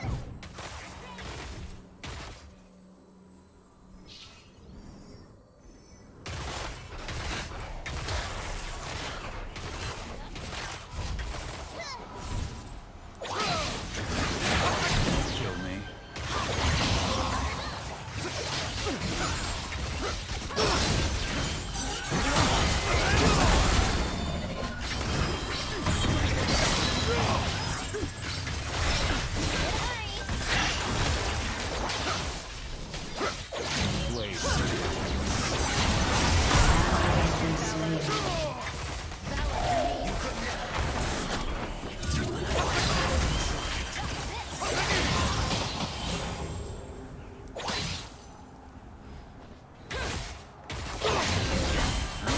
For food.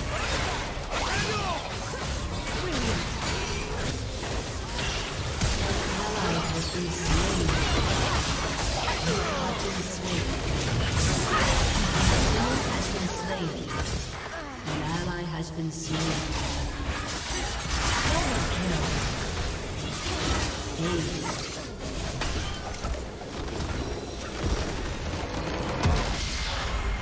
Defeat.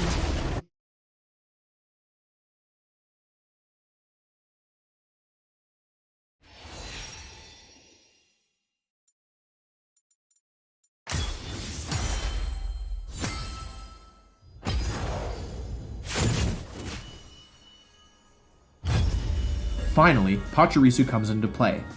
There were 4 legal Pokemon with Follow Me in 2014. Smeargle, Furret, Lucario, and Pachirisu. Seijin chooses Pachirisu, likely due to it being the bulkiest of the 4, having the best defensive typing, and having strong support options as well. Zapdos matches up terribly into Pachirisu, and although Ludicolo doesn't look too bad on paper against the Electric Squirrel, we haven't considered Pachirisu's other moves yet. Seijin gives his Pachi Nuzzle and Super Fang, 2 devastating support moves. Nuzzle allows Pachirisu to spread paralysis around without fearing taunt, another benefit over Amoonguss.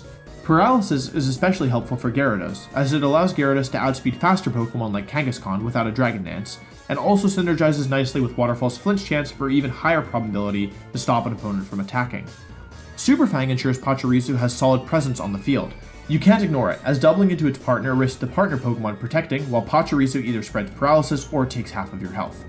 Pachirisu also has the same benefit of Gyarados we mentioned earlier, the element of surprise. I'm sure some of Sajin's opponents didn't even realize that Pachirisu learned Follow Me, and in many cases, Sajin's Pachirisu may have been the first Pachirisu they had ever played against. In short, Pachirisu was the perfect partner for Mega Gyarados. Volt Absorb and Follow Me protected against electric attacks, Follow Me allowed for easier Dragon Dances, Nuzzle and Super Fang disrupted and weakened opposing teams, and even Gyarados' Intimidate increased Pachi's survivability.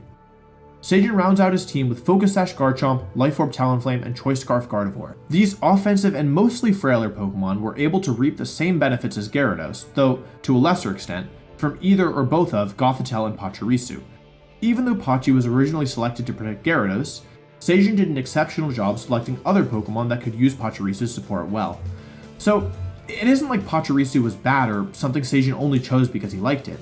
Instead, it was a very niche Pokemon that filled a specific role he was looking for, due to the unique traits it provided. Pachirisu alone wasn't enough to net Sajin a win. He had to make a number of really intelligent decisions going into the tournament, and his ability to find additional Pokemon that also benefited from the existing support he had made his team even more dangerous. I think it's worth noting that Pachirisu was, in many ways, a product of its time. It hasn't had any relevant success since Sajin's 2014 victory. This is in large part due to the 2014 metagame being quite limited in the Pokemon allowed. This is an example of it. If you watch any Pokemon YouTuber, you probably already know who Jaden is. For those of you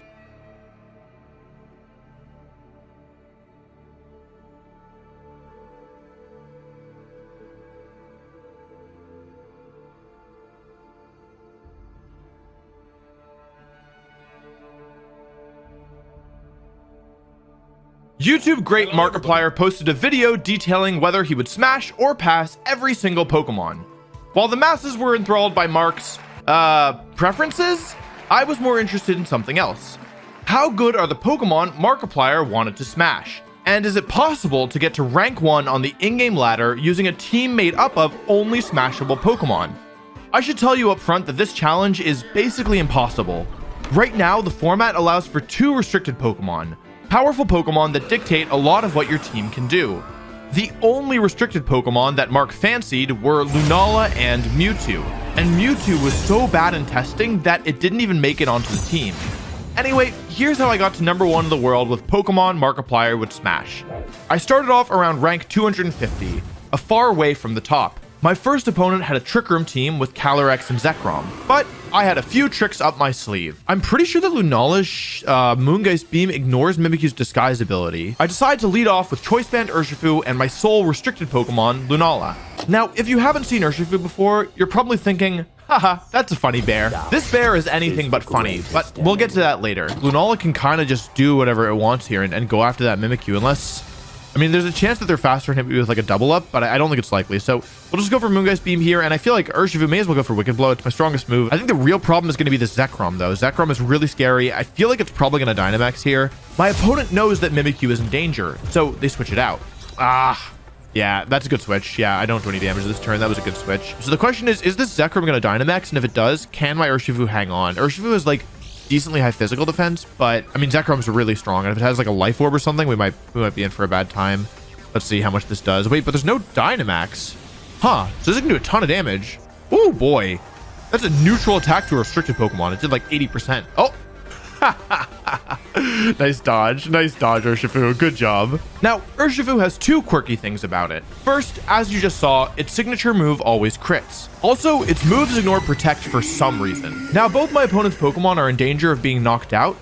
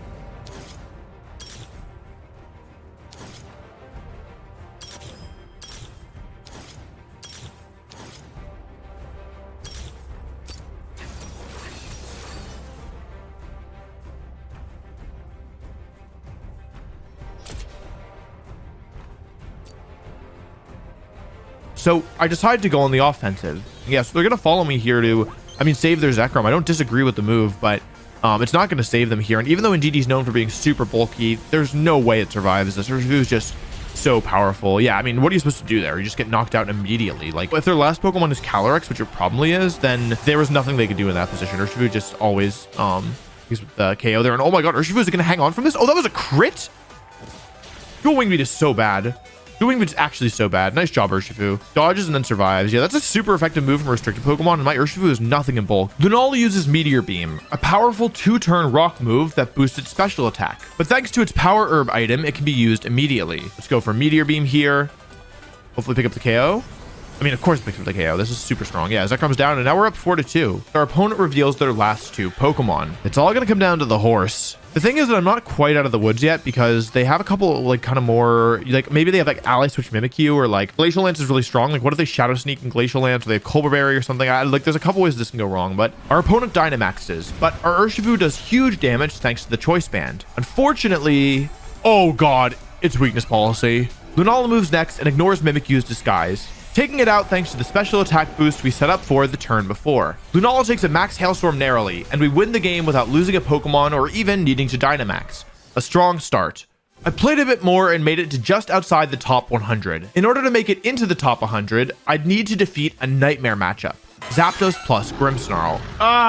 Okay. They have Zapdos and Grimmsnarl and Among Us. I think it's kind of doomed. I don't think I can win this. You see, Zapdos is able to hit my Pheromosa, Urshifu, Primarina, and Mandibuzz for super effective damage. And even Ditto, depending on what I transform into. To make matters worse, Grimmsnarl excels at keeping Zapdos alive. Thankfully, there's no guarantee my opponent will bring both of them, so maybe I shouldn't be so worried. It's so doomed. It is so unbelievably doomed. I decide to go for damage on the Grimmsnarl and trigger him with Lunala, hoping my opponent goes for Max Airstream. Pretty sure this is Light Screen Max Airstream into the Pheromosa slot. Oh no, they didn't Dynamax. Zapdos decides not to Dynamax, and Grimmsnarl sets up a Light Screen. This is more or less the worst case scenario. However, dodge it!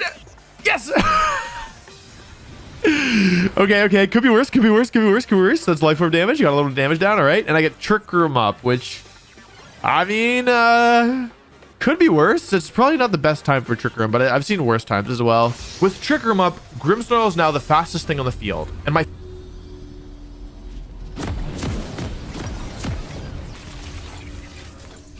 It's hunting us. It knows what we're afraid of.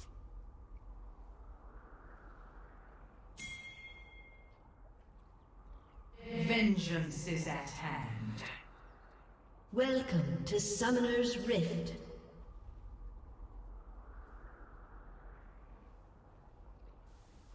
Nothing. 30 seconds until minions spawn.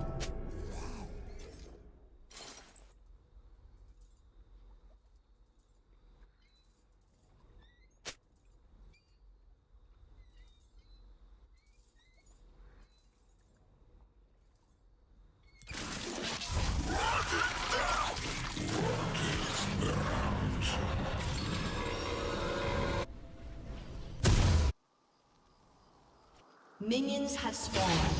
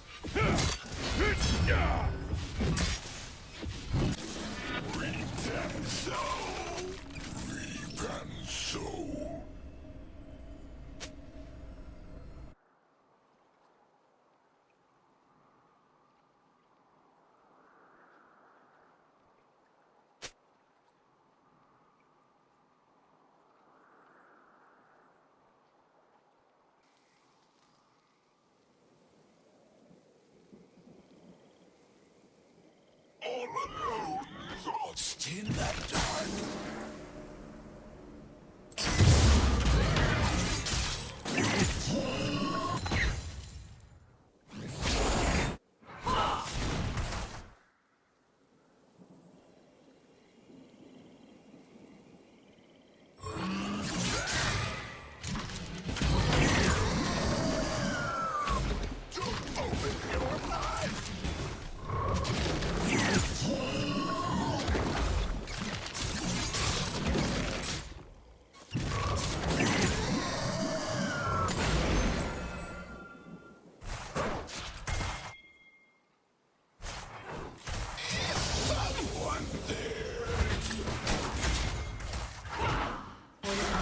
Has been slain.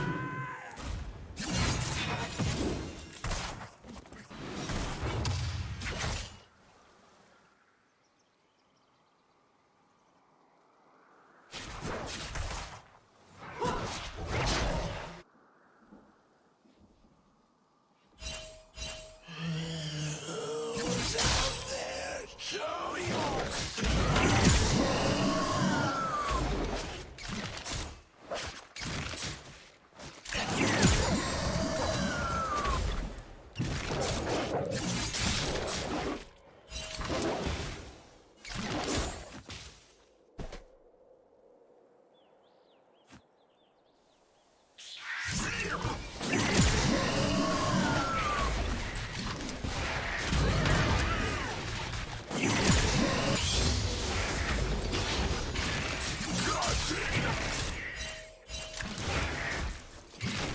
An enemy has been slain.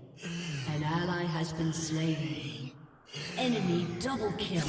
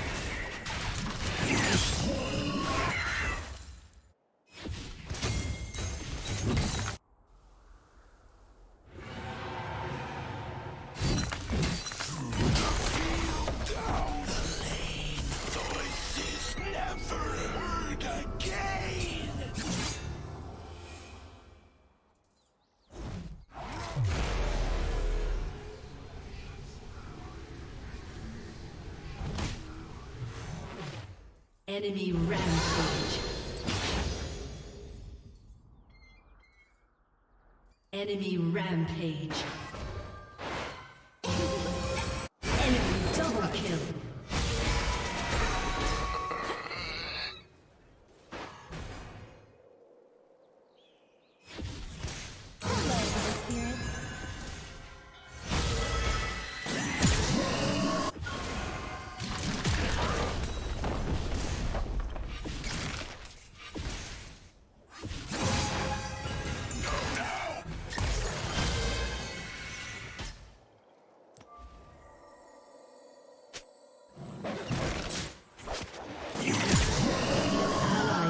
Slain. An enemy has been slain. Shut down. Come closer, closer.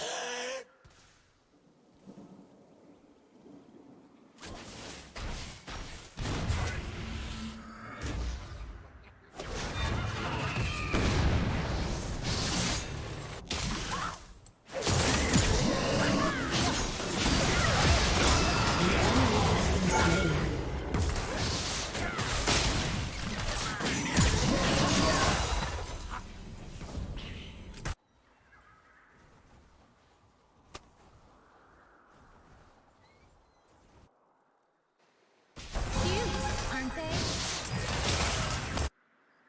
They haven't come back from the field. It's been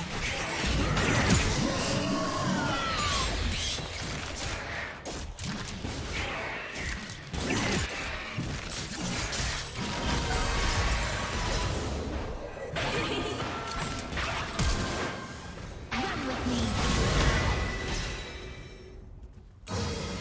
You have been slain.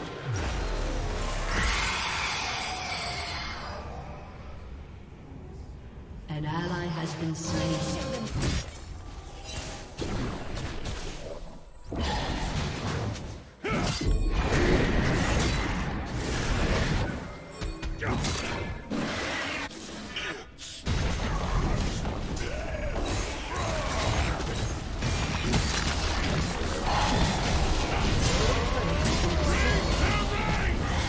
Ally has been slain.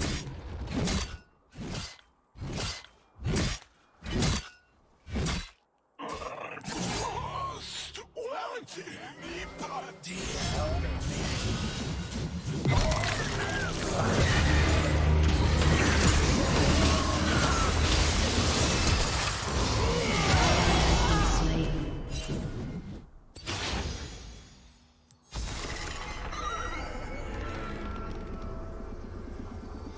Don't leave me.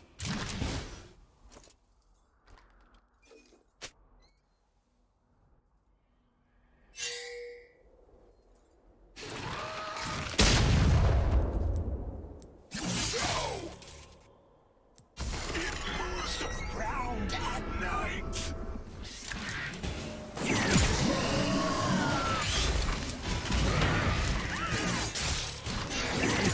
Turret plating will soon fall.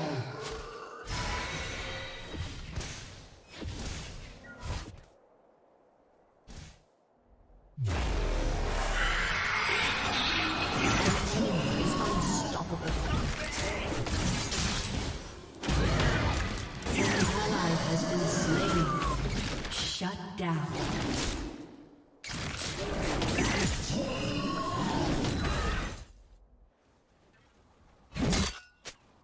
To our end.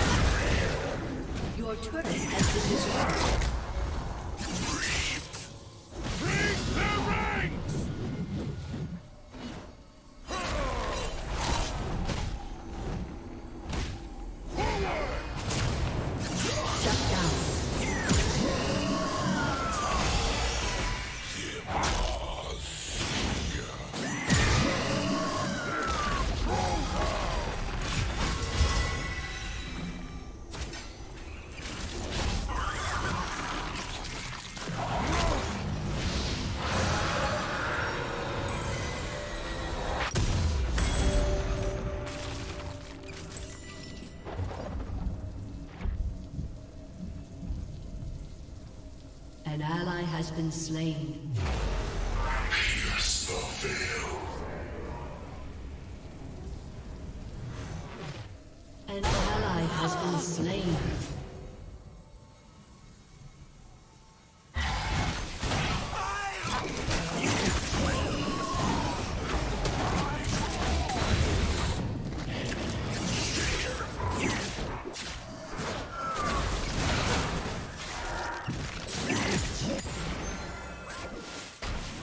Your turret has been destroyed.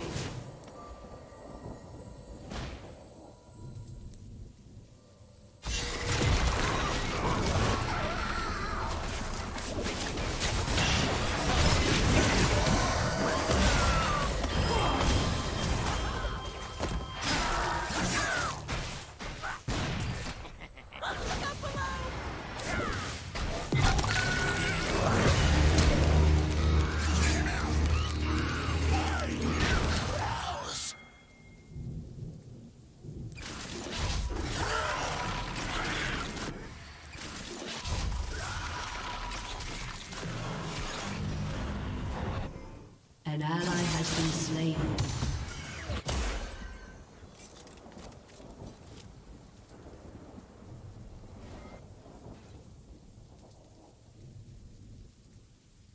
It's dark. I can't find my way.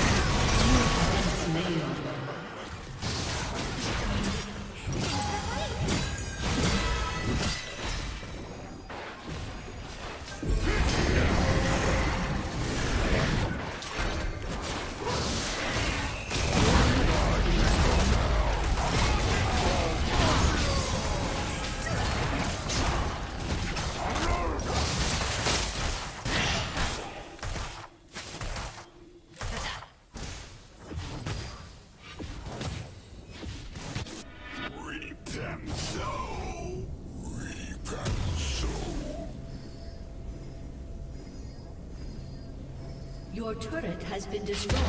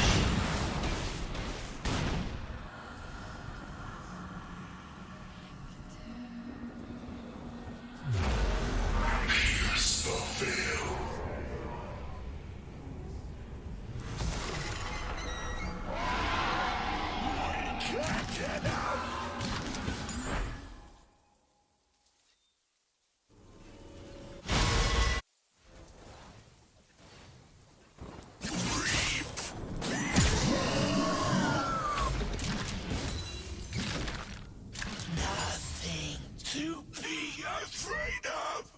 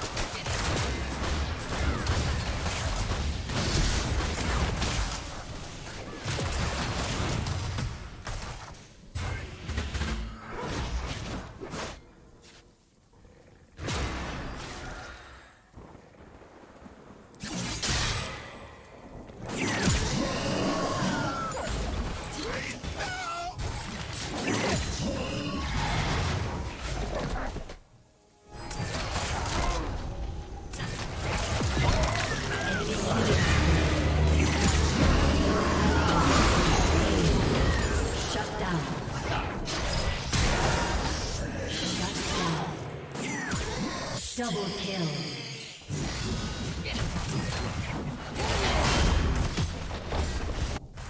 Your turret has been destroyed. An enemy has been slain.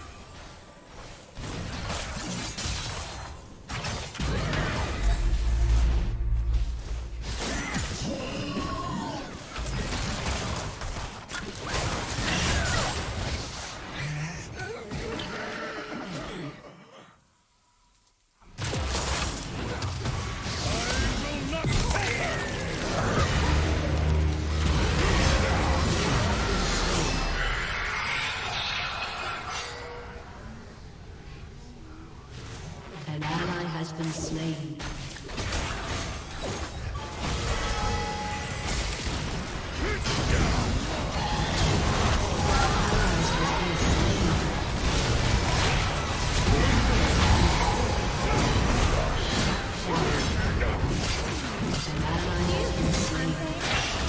Your inhibitor has been destroyed. Your turret has been destroyed.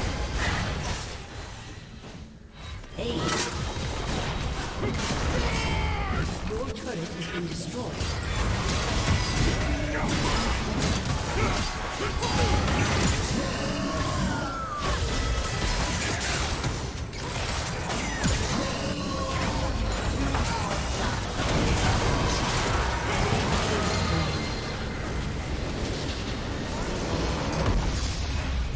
Defeat.